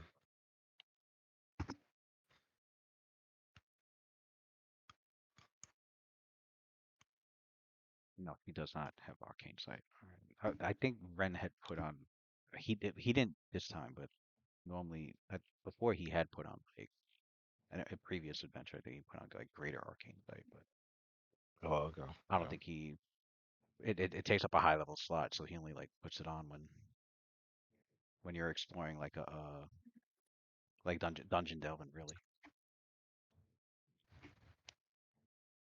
Yeah, it's like a level 7 slot, and it only lasts 1 minute per caster level. It would have wore off by now. Ah, yeah, it would have wore off too. So I don't want to waste those spell slots until we're closer. also, and as you enter through, it it seems to cause an intense vertigo, as if gravity's direction had suddenly changed to be behind you. I mean, the first person that will like descend down probably get a good head start ahead of us will probably be Rakim, I would presume, no? I would say, yeah, probably Rakim and the Seer are the first two to like feel this effect. Yeah. And before they It's go usually down, us. before they go down there, since we're like in the vicinity we're supposed to be, I will cast telepathic bond on everyone. All right. Already got telepathic bond on. Yeah. He had to prepare, but he hadn't casted it yet.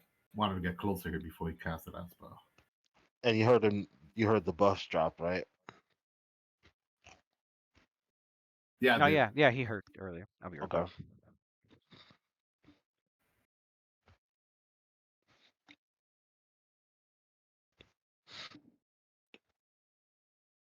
Wonder what kind of shit show we about to walk into.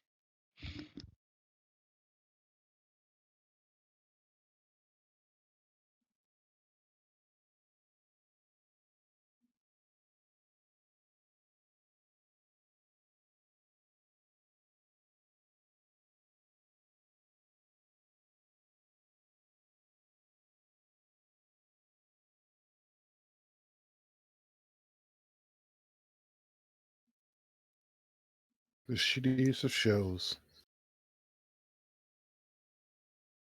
So we got vertigo. Gravity feel like it's behind us.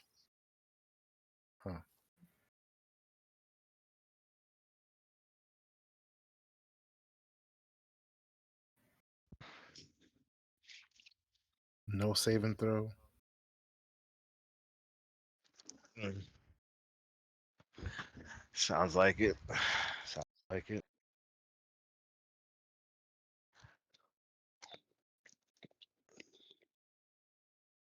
Oh no. I forgot I'm in the body of a cloud giant. All right.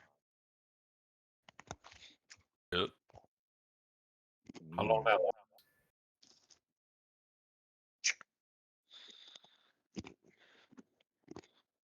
Mm. Forever until I get dispelled.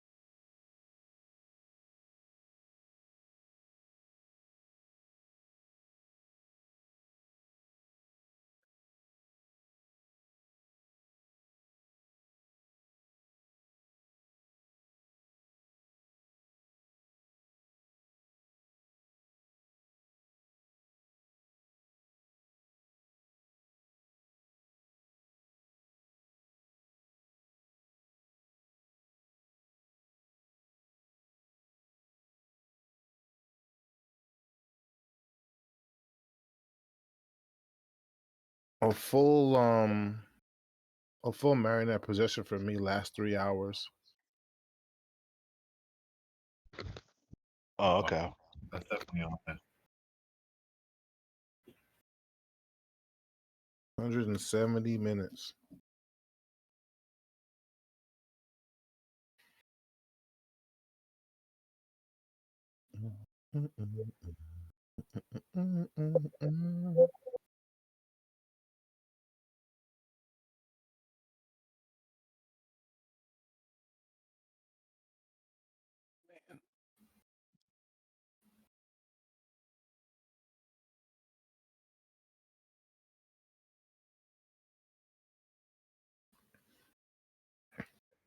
Man, when you get hit with that bite of the were tiger, that's what I'm waiting for, man. I'm waiting for something to jump out and act funny.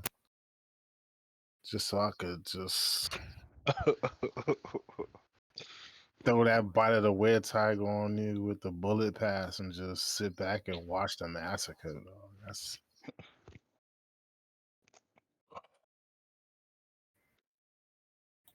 you're already giant size, hit you with the enlarged person, so you're gargantuan, then hit you with the fucking bite of the were tiger, son. Oh god. Jesus Christ.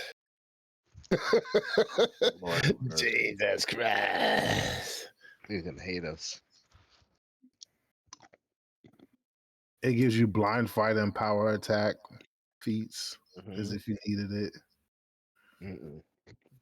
+5 natural armor, +6 constitution, +4 dex, +12 strength.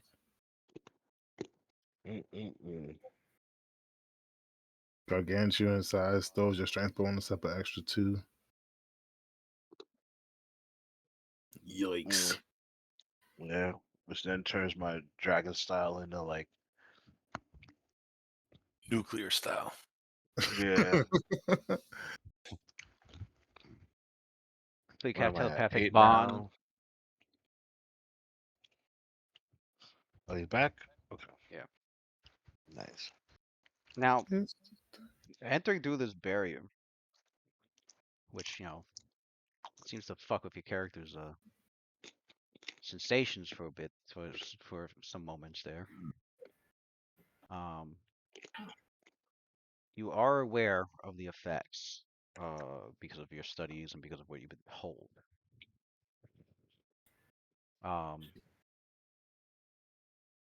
This is known as the occluding field. And it's this field that renders Xin-Shalast, especially the spires of Xin-Shalast here in this area, impenetrable to divination or scrying of any sort. Yeah. On top of that, it prevents all forms of teleportation, as well Damn. as creating an impassable barrier to those that are astrally projecting or try to enter via the ethereal plane or by shadow walking. Adam would have And been pissed. That sucks for Nasir. That's right. Oh, am I not allowed to use Dimension Door? nope, Nope. No I can't teleportation. use my cape either. Freaking Ren can't do the combo draw with me. Damn. I was hoping to rely on that Ren. Shit. now this happened to everyone except Icarus feels a warming pulse on the Sahedron medallion when she's entering the Ooh. field, Mm, and she feels none of the effects that everyone else did. of course. Her favorite dude is probably using it as a fucking beacon, staring at us and shit. Well, you said scrying doesn't work from the outside coming in, but you didn't say anything from the inside going out, right?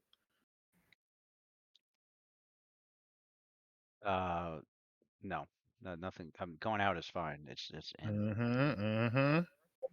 That's just as I suspected. But it seems she points out that she felt the a magical warming effect on on the medallion that she's wearing, and uh, as everyone else in the group described, like what happened, what they're feeling, like she doesn't those effects, none of that's affecting her. Hmm. So it seems the medallion is offering her protection from the occluding field. She's able to bypass it. So she can teleport, and she can plane shift, and she can. Yes, Kurt, you don't got no teleportation No, she does. magic. No, she doesn't. But if she did,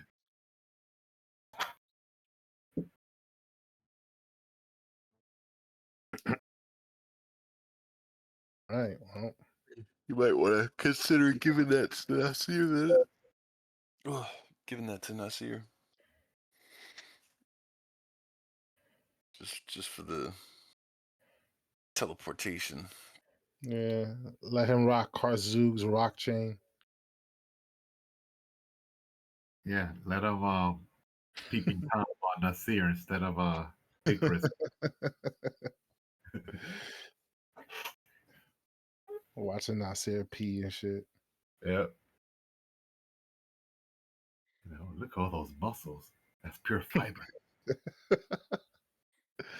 1% fat in his entire body.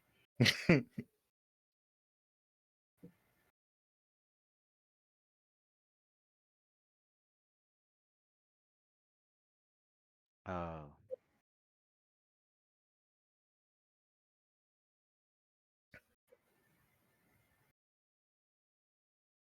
oh, perhaps. Oh,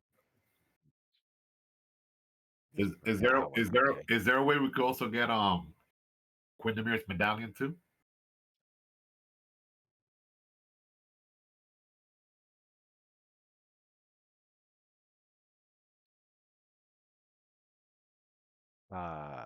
if you teleport back to the ship, although good luck getting back to.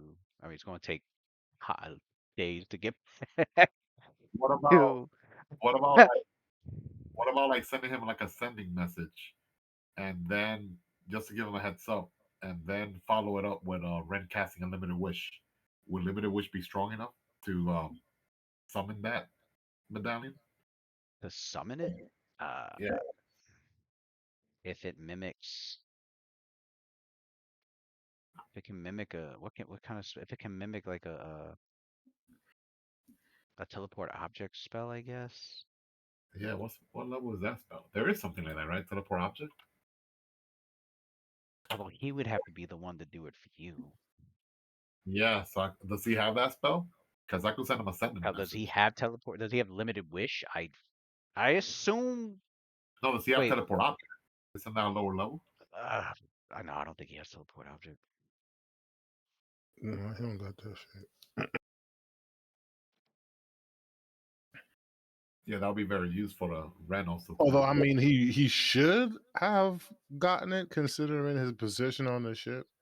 It would Yeah, just be smart to get, but I and don't we think he got got it. access to a whole. That's a core spell. So It's like seven. It's a seventh level spell. He yeah, can't even that's in cast one it. of shit. Yeah, that's in one of Ren's spell books that he got from one of those. He can't even cast unless unless it's on the scroll. He can't cast it from himself. Damn. Sitting behind the desk, chilling the whole time has. Yeah, that sucks. That medallion would have been very helpful right now. Um, Because I think only Ren and Nasir are the only two that could teleport. And once per day, cowed them with his cloak. That's right.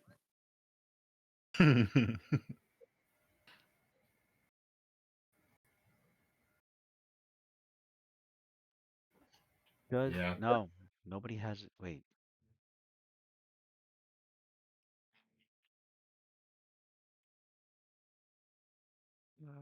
where is it? No, hold on. Is that at will? No. Hmm.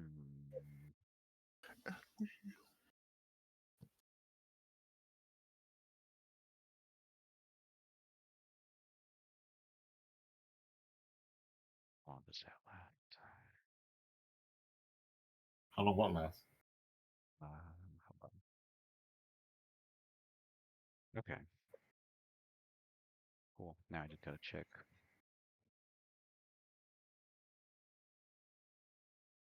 Checking one thing.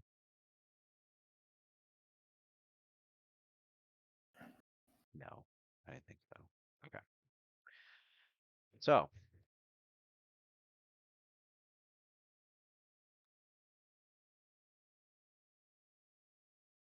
so you cast telepathic bond, and what else? No, it's not gonna work because as you mentioned, Oh, okay, yeah, yeah. he's not that powerful to be able to send it to No, you. no. Oh, telepathic. Oh, Are I you thought talking you about said. I thought huh? you said telepathic bond. No, I did telepathic bond already in the party Yeah. before Rakim and Asir descended. Yeah, I did that. Yeah. Okay. Okay. All right. What else are your characters doing now that you're here? Sure, he You're here, and yeah, is me. these are the ivory alabaster hollowed towers. You can also make out a massive building over here. You can make out 3 sets of spires up here, and then of course you got this fucking place. These squares, like, how big are they? Oh, Each of those.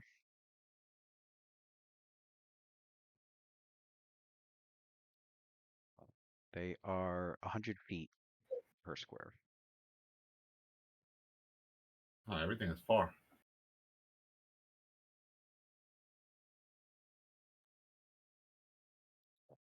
Big fucking big place. So, what are these tents?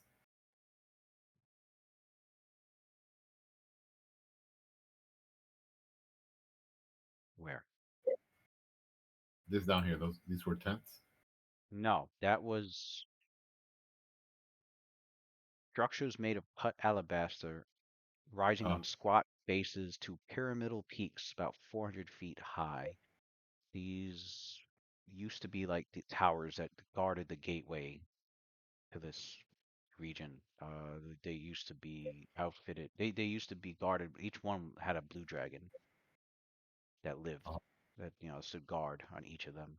There's no creatures, there's no blue dragons here. The place, you don't see any enemies or anything hidden amongst the hollow parts of the structures.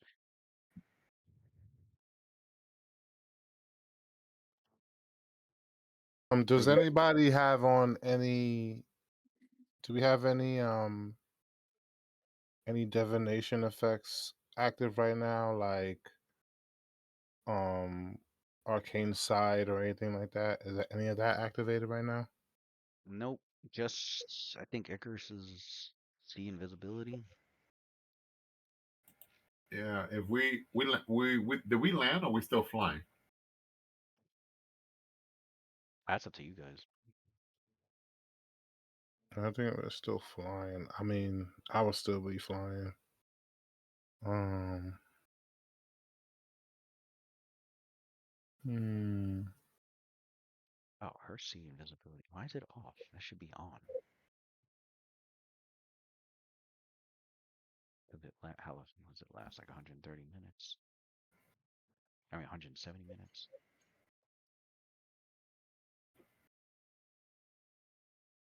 Let me see the duration of see invisibility. Yeah, that should be on. I don't know why. Does that take off a slot?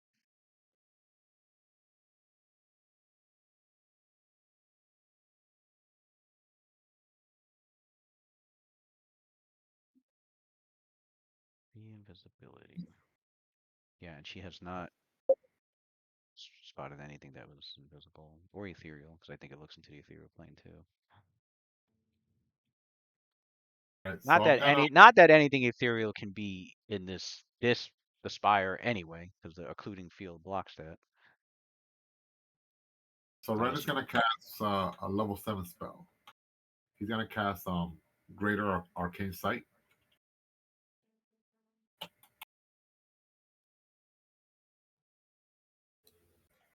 Also, he's gonna cast level 1 spell.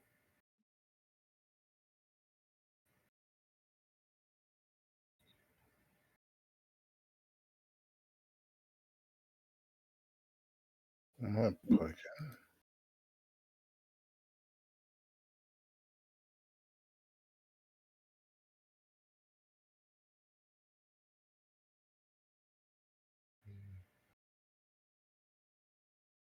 greater arcane sight. Where is it?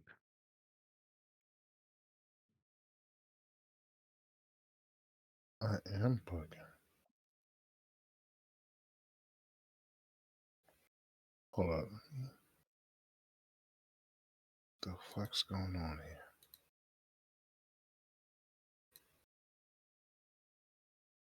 What the fuck's going on? That lasts what, 19 minutes? Yeah, 19 minutes. And also Eyes of level 1 spell Eyes of the Aurora, just to increase his perception. That one is like 10 minutes per caster level. It's supposed to be Elemental Body 3. They're trying to play me, son. Fuck out of here, bro. All right. So the characters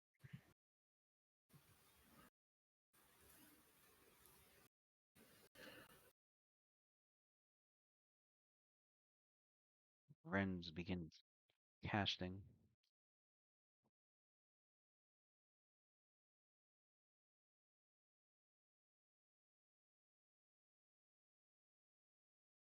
Mm-hmm.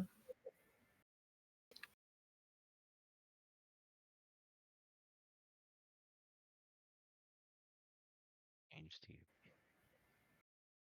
the inherent. Oh, okay.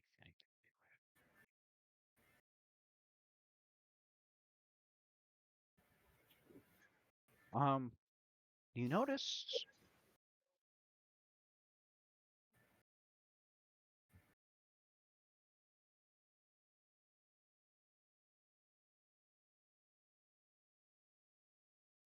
that nearby were some huge like rock outcroppings at the edge of the mountain, the ledges. And your characters notice three of them. One appears to be like a big boulder shaped rock that's at the edge. Another one sort of like a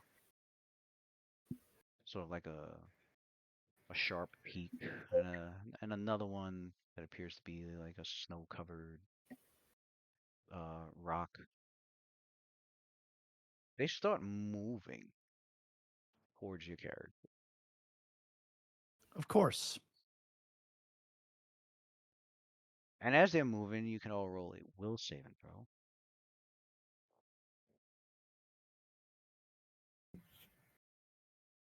They're moving slowly. They're not moving like they're rushing at you, but they're moving slowly.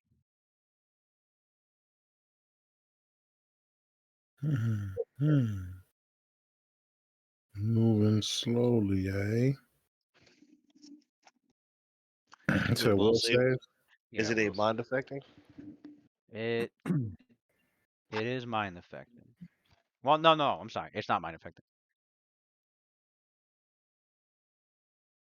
Is it an enchantment?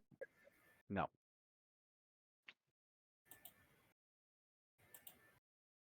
Is it an arcane spell?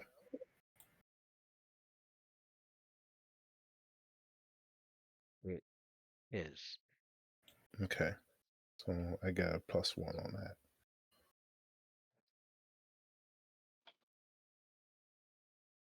Oh, spell-like abilities considered arcane?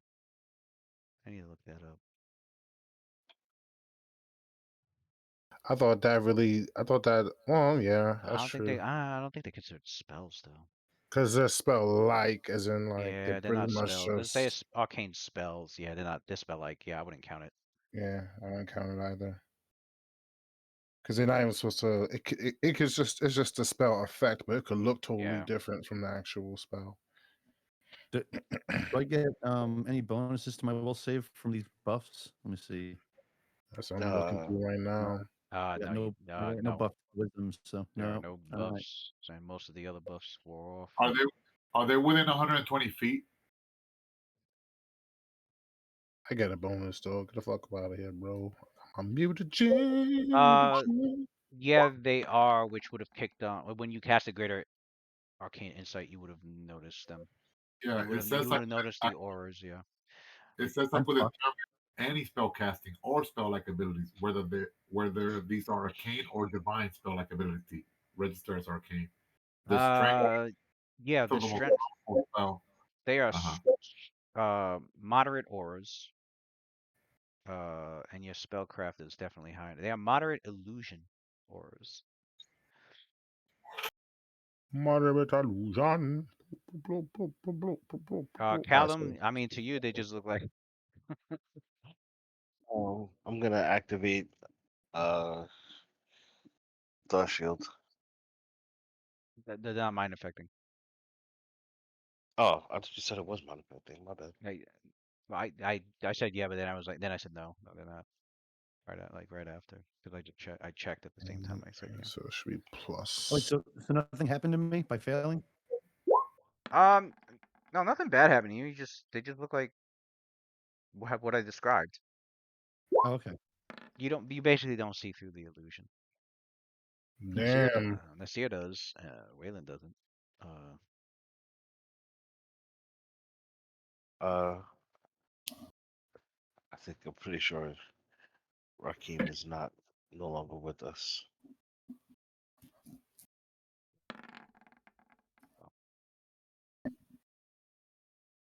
What happened? Did he pass out on the floor? He looked like he was about to fall asleep on the floor. He did look like he was like dozing in the chair. He might just be laying in the He's laying, drooling. just laying on the floor right there. he just Damn. melted out of the chair onto the floor. That's crazy. I got some energy drinks if you want to buy some. I got them. All All right, I'm right. That's gonna a, message that's a him. working man right there. Yeah. Um,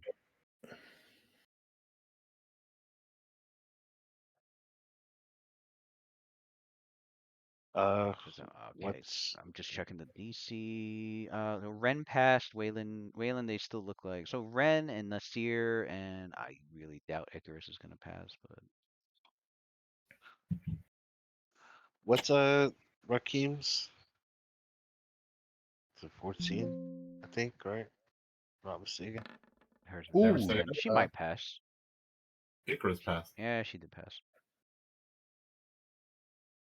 she got a bad will there. Oh, it's pretty good.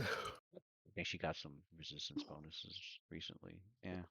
Um, it's because her archetype gives her a -2 to will. Mm. So she was failing them for a while. I guess just roll for Rakeem.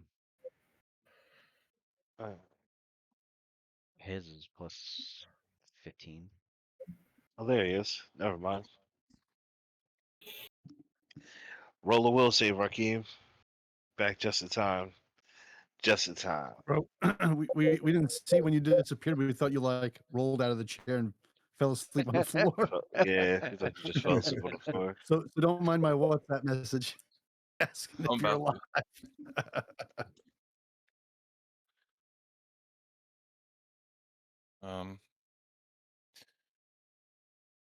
to. It's just like mind affecting or whatever. No.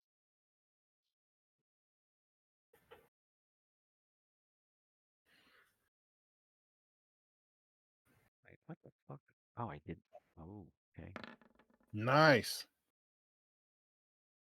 Got some successes in here because, man.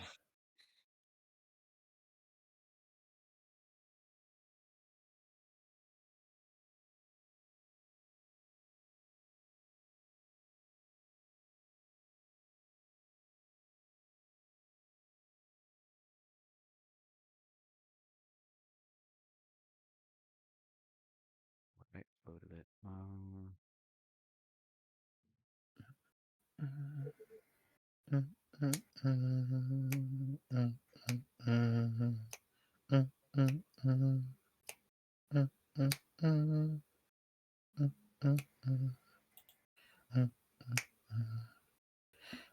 You want second? Really? Now you refuse to load. There we go.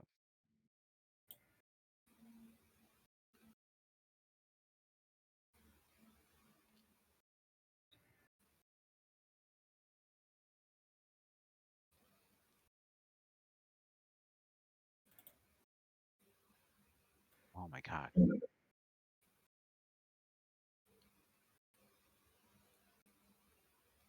Oh, what's that? Do that, do that, do that, that. Come on. Why was shit loading with? Come on, fucking thank you. Oh, you gotta be shitting me. It took me right back here.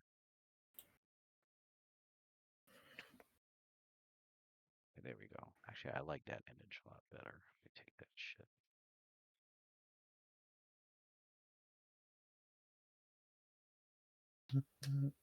Um, all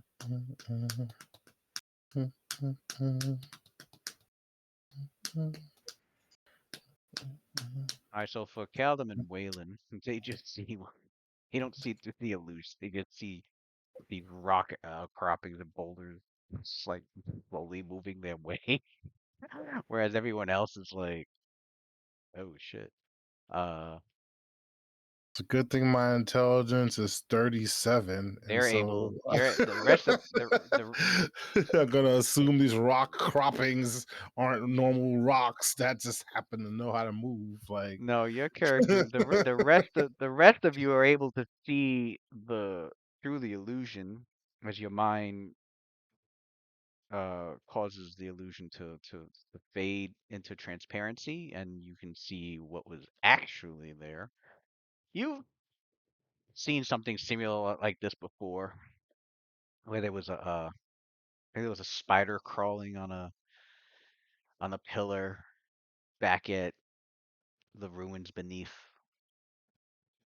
Sandpoint, and it was actually the fucking demon, the Glabrezu demon. That was covering. That was forming this illusion of itself as a spider. Fuck that Um, guy. yeah, because I think Callum went over there and was like, that's not a spider. Um, because speaking of spiders, that's what these are.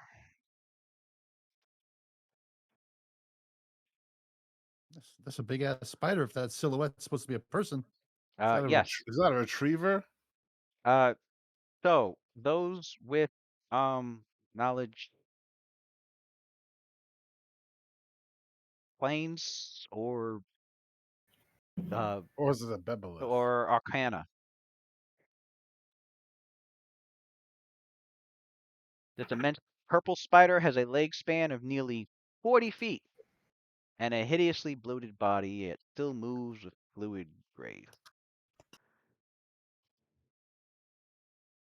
She's got legs.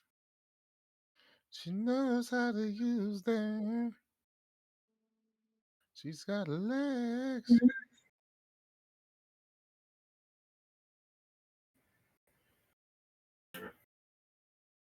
Yeah, I grabbed that image of it instead of this one. This is the original image that they published, but it seemed a little it didn't seem intimidating enough. This was the original. Yeah, that is rather underwhelming by comparison. Yeah. Oh, look at the cute spider. Right. Got a little brain booty. Right. I saw this. I was like, It looks like yeah. it looks like the first boss we fought in solo leveling. So It looked, what? That's that one Ren's looked like the little side Arcana. boss. Anybody got planes? I mean, you're I gonna think have Icar- to go I with think Icarus Icarus on that does. because I I think got Icarus the does. whole. I fell for the bamboozle. I got a 46 Arcana. Ren also has planes too. Would it make a difference? I would say the planes one would be more helpful. All right. The DC would be lower. Lower.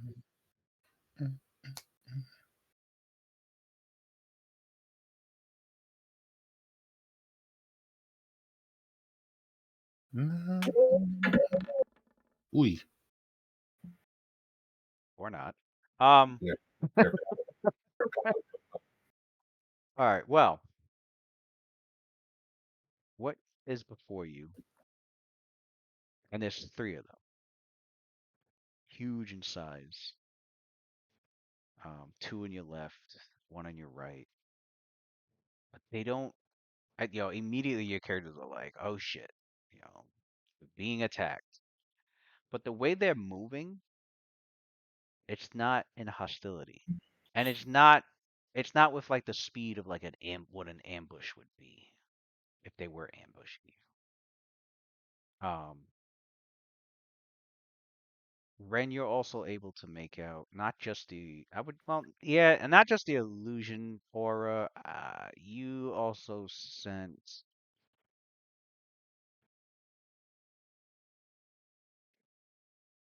a divination, a faint divination aura, which means they're employing some form of divination, as well as a moderate transmutation. Two, two, two faint divinations. Two faint Doesn't the divination auras. doesn't the greater? I mean, it sounds like Oh, you're it tells describing. you. That's right. Yeah, it tells you the spell It too, sounds right? like you're describing the level 3 version of the spell. I mean, level 7 is supposed to let you know what the magical I was gonna effect say it is. tells you. So they have arcane sight, freedom of Otherwise, I'm not movement. wasting a level 7 slot, man. They have And I'll cast arcane. level 3. Yeah, I know. They have arcane sight, freedom of movement, tongues. Okay. They were using veil as the illusion, Okay. and Let me see how long this one lasts. Those They are might. some pretty good buffs. Longer the days are gone of not knowing what buff our enemies have. Now with them having arcane sight was obviously what, and because they were within 120 feet, it immediately explained to Ren why they're being approached right now, even though they were invisible, and that was because when you guys landed and they were nearby, they were like that their arcane sight caught on to your your your illusion, well, not just your illusion aura, the multitude of auras that are they saw a kaleidoscope of fucking auras. Wait a minute, Oh, were we all invisible? Yeah, yeah, invisibility sphere was on the whole flight across the whole city. yeah. Okay, so they didn't see. I don't think they saw Wayland then, because I have on non-detection. Well, they probably didn't see Wayland, but there's still 5 other characters. Yeah, They would have sensed their magic item auras, any buffs they had on. Yeah, they they it was peeped it. quick. They peeped it. It was quick. Okay. So, but they advanced, which means despite the fact that Ren, despite the fact that that these three are aware of like all the auras that are on you, they're still approaching you. Whether it's due to the fact that, they're just maybe they're fearless or not intelligent or whatever the case may be, but as you're looking them over, you recognize that these beings are known as the spiders of Leng. Oh shit. These are denizens of the plane of Leng. Oh, Lou, I And almost forgot. I would have used the collector story too. That's an extra +5 to the check. no, an extra So plus. All right. that'll be 51 Um, instead of. yeah, these are your first encounter with Leng, natives to Leng. Especially considering that this whole region is has a uh, has a connection to the plane, and that there are areas here, especially there are areas here on this entire mountain area has a very there's a thin veil between the two planes, between the material plane and between the plane of Lang. And the Runelords of Greed have made use of that. And in fact, it was the Runelords that purposely built a city here so that they can make use of their magic to both make use of their magic concerning the plane of Lang. And Karzug took it further and has been known to have made alliances with creatures from the plane of Lang, a place of nightmare. It is a place within the dimension of dreams. Mm-hmm. Um, there are all sorts of inhabitants of Lang, and here before you are the horrifying and terrifying spiders of Lang. Spiders of Lang have actually long warred with the more humanoid denizens of the plane of Lang. Yet this does not make the spiders allies of sane life. These spiders see themselves as deserving of true positions of power, and the only creatures they suffer to live apart from their kin are their magically controlled slaves. Unfortunately, the spiders have no intrinsic way to travel to the material plane, and must use portals or other methods to visit this world. And thus, because of the thin veil between Marmasi and Leng, these Leng spiders didn't have too much of a problem entering into the material plane. Who knows how long they've been here? Um, they are quite artistic trap builders, known to construct layers of dangerous and haunting beauty made of webs and other materials found nearby. Their body is typically 18 feet long. Most Leng spiders possess only 7 legs, but some are known to possess 9, 11, or 5, but it's been recorded that they never possess an even number of legs.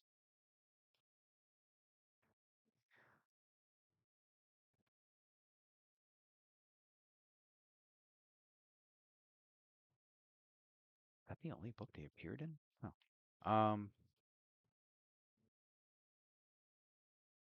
They are vastly dexterous and agile.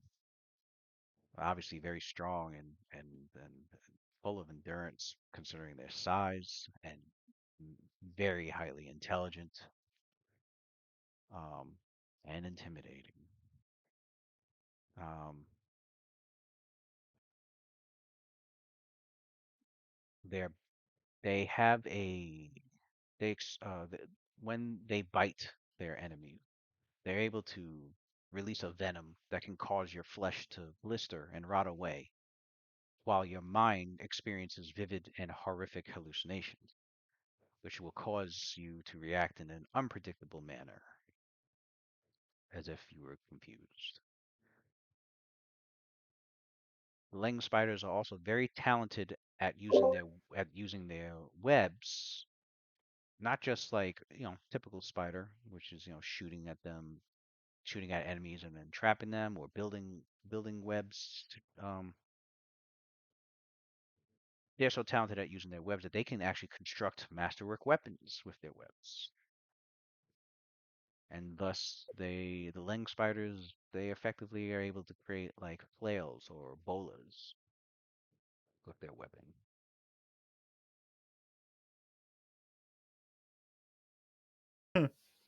That's pretty clever.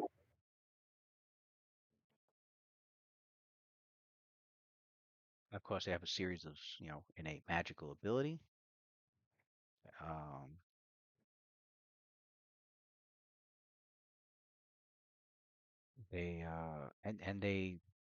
they do have spell resistance. They are immune to the cold. They are immune to poison. They are immune to sonic attacks. They cannot be confused. They are immune to insanity. But they come from a realm of insanity. Um, They do have fast healing. Um, Immune to side damage is the first time I've seen that. yeah, I saw that. I was like, huh, oh, interesting. Um, what? don't know why they just are. But they approach you ever so slowly, and they stop. Oops. Ren relays to the rest of the party in the telepathic bond um, information about this creature. Oh, and there's each of them have an Ioun stone that's floating around where their head is at. Um, it's an iridescent spindle.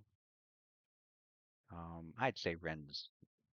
I say you guys' knowledge checks is high enough to recognize that Ioun stone as one that it's an Ioun stone that uh sustains you with air, Uh, which would explain why these which would so then explain why these three Leng spiders are in the death zone and surviving. They don't need to the Iron Stone's providing them with air, and of course since they're immune to cold, they don't got to worry about the extreme cold. Um all right. So but they come forward and they stop about within 40 feet of you. does Ren know? Was his knowledge high enough to know what is their predominant main alignment? Chaotic evil. That's Okay, so usually as usually he definitely most things. I think almost everything from Leng is is pretty evil. so he definitely lets the party know. Although it looks like they're being walking cautiously towards us, they can't be trusted.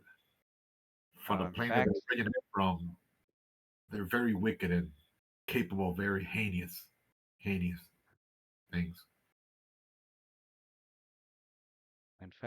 it was. I think it was in WhatsApp. I did give you information on Lang.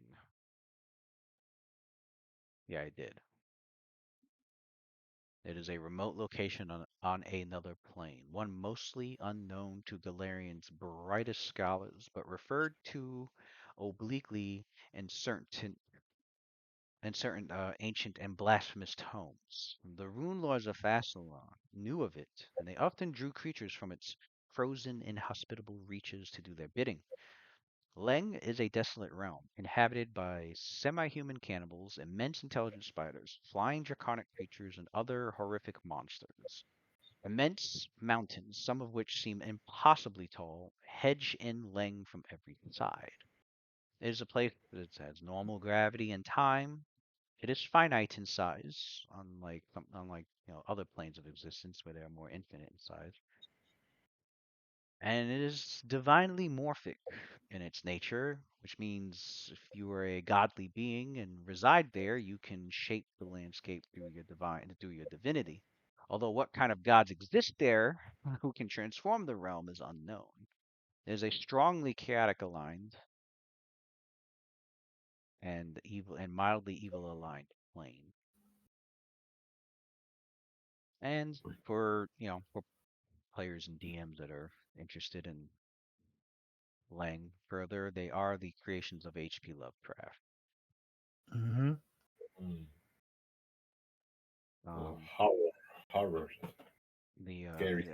in Lovecraft's work, Lang seems to serve several roles in his writings, and it's unclear if it's a real place in the Antarctic or the Himalayas, or just a fantastic place in the mystical realm of Earth's dreamland. But in Galarian, Leng exists as another plane, one that overlays the material plane slightly in the Kodar Mountains, but is itself another place entirely that exists in a forgotten and remote corner of the outer planes, and is inhabited by creatures inimical to sane life.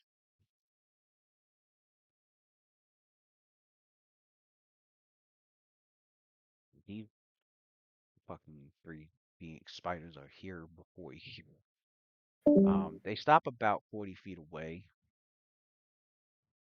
and one of them, one of them speaks, and your character's able because of their tongue's effect. Yeah, everyone here is able to understand them perfectly, Mhm. and they go, "Who's your guard? We do not come to you for battle as much as we would like to favor flesh. That is not why we approach you." And then the second one comes forward and it's like, "Our enemies, those from Leng who play at aping your vexingly symmetrical appearances. They have returned to this world to honor an ancient alliance with the recrudescent lord." And then the third one speaks, goes, "You must enter that pinnacle." And like with the spider leg, it like points up towards towards the towards the building you assumed pretty much Kozu would be at, and that's the one it points to. "Within are the denizens of Leng that take on your despicable shapes. They are within. And as you destroy them, you must also destroy." And then the first one takes over, and is like, "The Leng device." The second one goes, "Yes, the Leng device." Can I do a Yeah. knowledge check on that?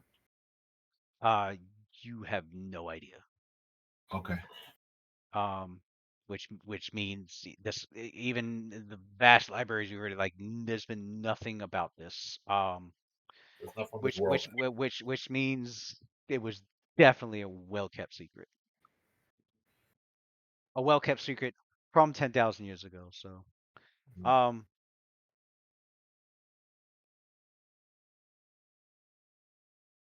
They go.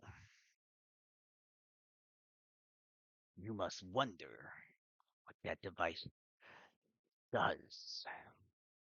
We know little about it ourselves, but we do know that the denizens.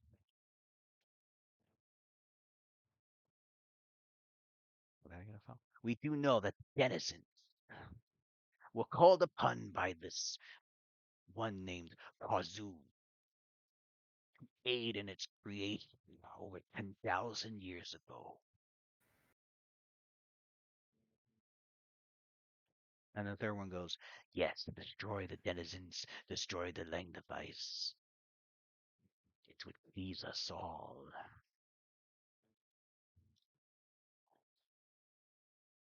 And like you see, like you see all three of them, like their mandibles start like twitching. So what would happen if this so-called land device were to be destroyed?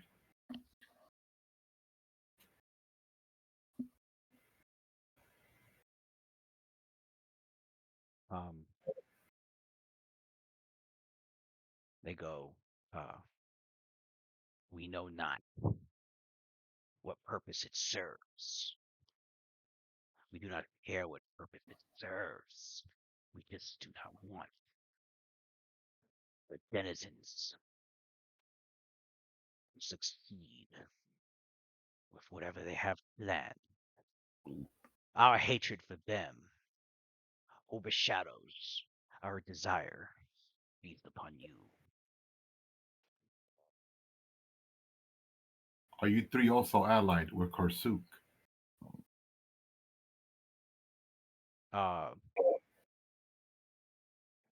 You notice their bodies like kind of like twitch a bit as if like annoyed by the question and like as if annoyed by the question and like it's as if this one does not listen. Yes, clearly we just said do not care for the denizens and we do not care for this Kazoo or any of your kind.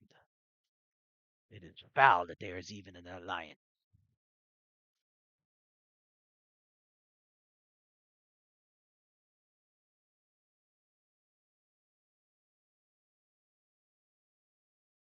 It says telepathically, if they're not in league with Korsuk and these so-called denizens that are native from their plane of land, why are these three here? Why don't they just go back home?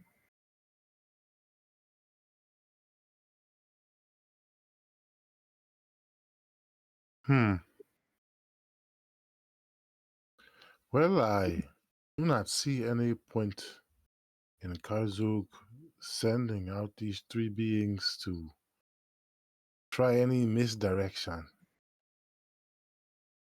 It would be pointless to put us through games now. Not when we are already on his doorstep. However, I am not foolish enough to believe 100% of what some random talking stones are telling me. They're not really stone. They're Lang spiders. Oh, I see. They actually have an illusion effect called I think, veiled. It's equivalent to an illusionist 6-tier spell, the veil spell. They're mimicking that effect. Maybe that's why you're perceiving them as a rock, but they really aren't. Well, now that makes a little more sense to me now. Yeah, Talking rocks instead we replace them with talking spiders. They're very huge. This device of line that they talk about, that is the truest question. Why would they want it destroyed? Why not destroy it themselves? I think they know more about this device than what they're letting on. Why even bother destroying something they don't know of its effect or what it does or its purpose? Well, with your knowledge check, you know that the denizens of Lang and the Lang spiders hate each other. Right, those are natives of Lang. the denizens, right? And so they know the denizens have allied with Kazu to make this device. So the link spiders don't really care. The thing could make popcorn for all they care. They just don't. They hate the denizens that much that they want anything, they want any alliance and anything that they create to also be destroyed. Oh, they just want to sabotage anything that Yeah, do with yeah. them. All right. To them, it's like, all right, they've allied with this mortal to create this device, meaning they're using their knowledge of our home plane to aid this mortal with creating this, to the leng spiders. It's like, they hate that the denizens are taking on the form of a humanoid to begin with, and What's on their top of that, they're aiding a mortal in this world with a what's device their using form? their knowledge of Leng. So they're like, we don't want we want all of this sabotage destroyed. What's their true form? Are they like spiders too, but they took the forms of humanoids? Uh, there's various monstrous forms of the creatures of Leng. It's just the denizens of Yeah. Leng are the only ones that have actually taken on like an actual humanoid form. Yeah. But the Leng Adler summoned one spiders when we were find fighting the that ocular demon. the Leng spiders find that so hard and foul of a thing to do that they war with denizens just because of that. Oh, all So right. they're It's racist. too it's too Yeah. it's they're too it's like they described it. They're too symmetrical. They're too uh, They're shapists. vexingly symmetrical. They're shapists. Oh yeah, they don't like humanoids. Like humanoids of any type. um. So yeah, as your characters are telepathically talking, they wander off, and in fact, like they step like right off the edge and just like walk as if just walk on it as if they were walking on air. They're pretty much air walking. Renda says telepathically, under ordinary circumstances, I would have suggested to just eliminate those three. There could be trouble down the line. However, we are in Karsuk's doorstep. We can't be reckless with our resources. I second that decision. We might as well save our firepower for the big man inside waiting for us. If he's spiders or rocks, denizens of Lang, Lu, Kang Lao, whatever they call themselves, if they have some gumption in thinking they are going to come and pick apart the bones that Kazuk has left behind, we'll give them more than they can swallow when they come for us. Agreed.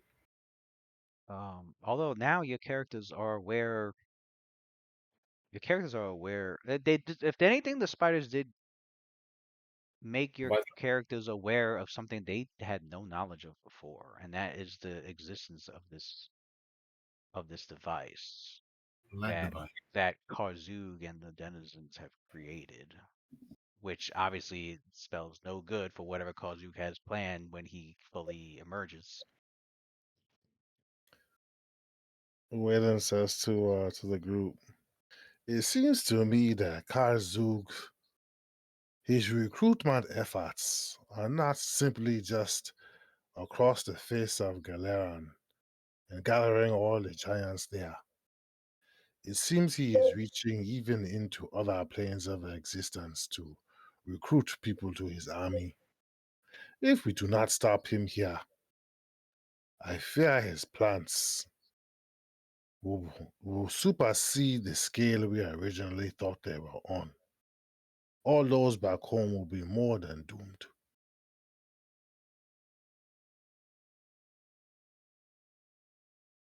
And I suppose that this device is probably some device that will allow him to bring forth his minions or those he will recruit in mass from Lang itself.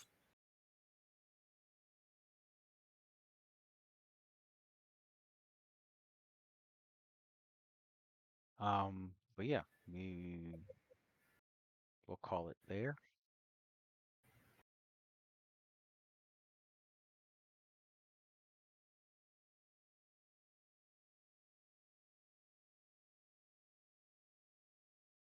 And we will continue. Our next session is So yeah, next Tuesday. All right. But yeah. It's good stuff. Yep. Got Denizens of Lang. That was very informative. Well, actually, Rune Shine.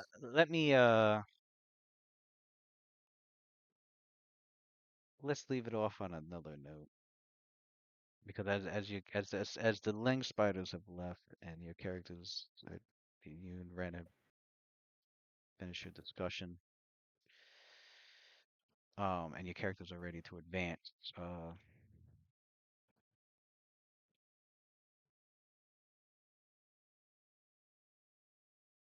Icarus isn't moving.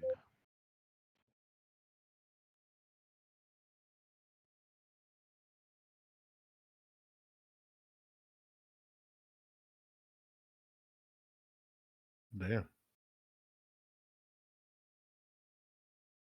Icarus isn't moving because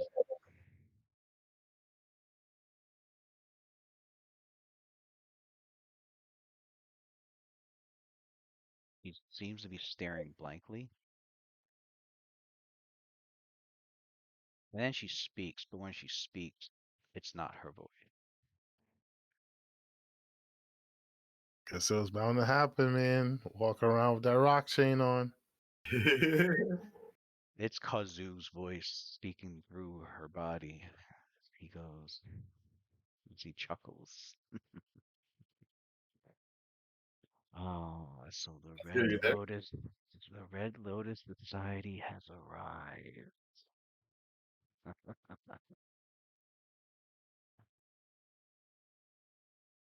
And then we'll pick it up next Tuesday. Yeah, Damn. you'll have to repeat that cliffhanger next session because Yeah, I yeah, don't think yeah. Dave. Nobody else is there. Yeah, Well, Dave's been gone. I think when he'd leave, he posted it like 20 minutes ago. Yeah. Johnson fell asleep too, and Cavaglioni's eating dinner, so you might have to repeat that next session again. For sure. Damn, son. You know what's Had to funny? happen. I remember. I think I remember saying that when we fought those giants before, the cloud giant and the frost giant, that we should have left it in that cave, that medallion, along with the other stuff. I couldn't remember. I said something like that, but oh well. Yeah, I mean, we had some grand plans on doing some things to throw Karzug off with it, but it just kind of seemed like, Whatever. yeah, it seemed like we would just be taking an extra route that it wouldn't have been like fruitful. It would have been just some extra things that we would have done just for it to not really amount to much. Right. Well, we would have missed out this cliffhanger right here too. So I guess it's good. Right. Yeah. It was a cutscene we would have like skipped over. Hold on. Yeah, we're gonna see once Yeah. they enter this. We wanted to like act like we Oh shit. didn't know and like feed them false information, but yeah, She got possessed. Does that mean Quindamir could get possessed too? absolutely. Goodbye, Leviathan. He's gonna make Quinn go into a suicide dive and the ship explode. I mean, it would suck because like we got the money to rebuild a Leviathan, but we can't rebuild Quindamir. So Show about that? One of those what was it? Was it the Sloth Lord or whatever? Red got all that material, how to create oh yeah, clone. he'll create a perfected clone body using some of Alcala's DNA and we'll make a new Quindamir. That's hilarious. And we have alchemists too. That's like Dr. Frankenstein. Trust me. It won't be the original Quinn, but we'll make some patchwork out of it. He'll be like, brother, you should have left me dead. I hate this pathetic assistance. That's hilarious. But alrighty. All right, guys. All right. Y'all have a good night. Good night. All right.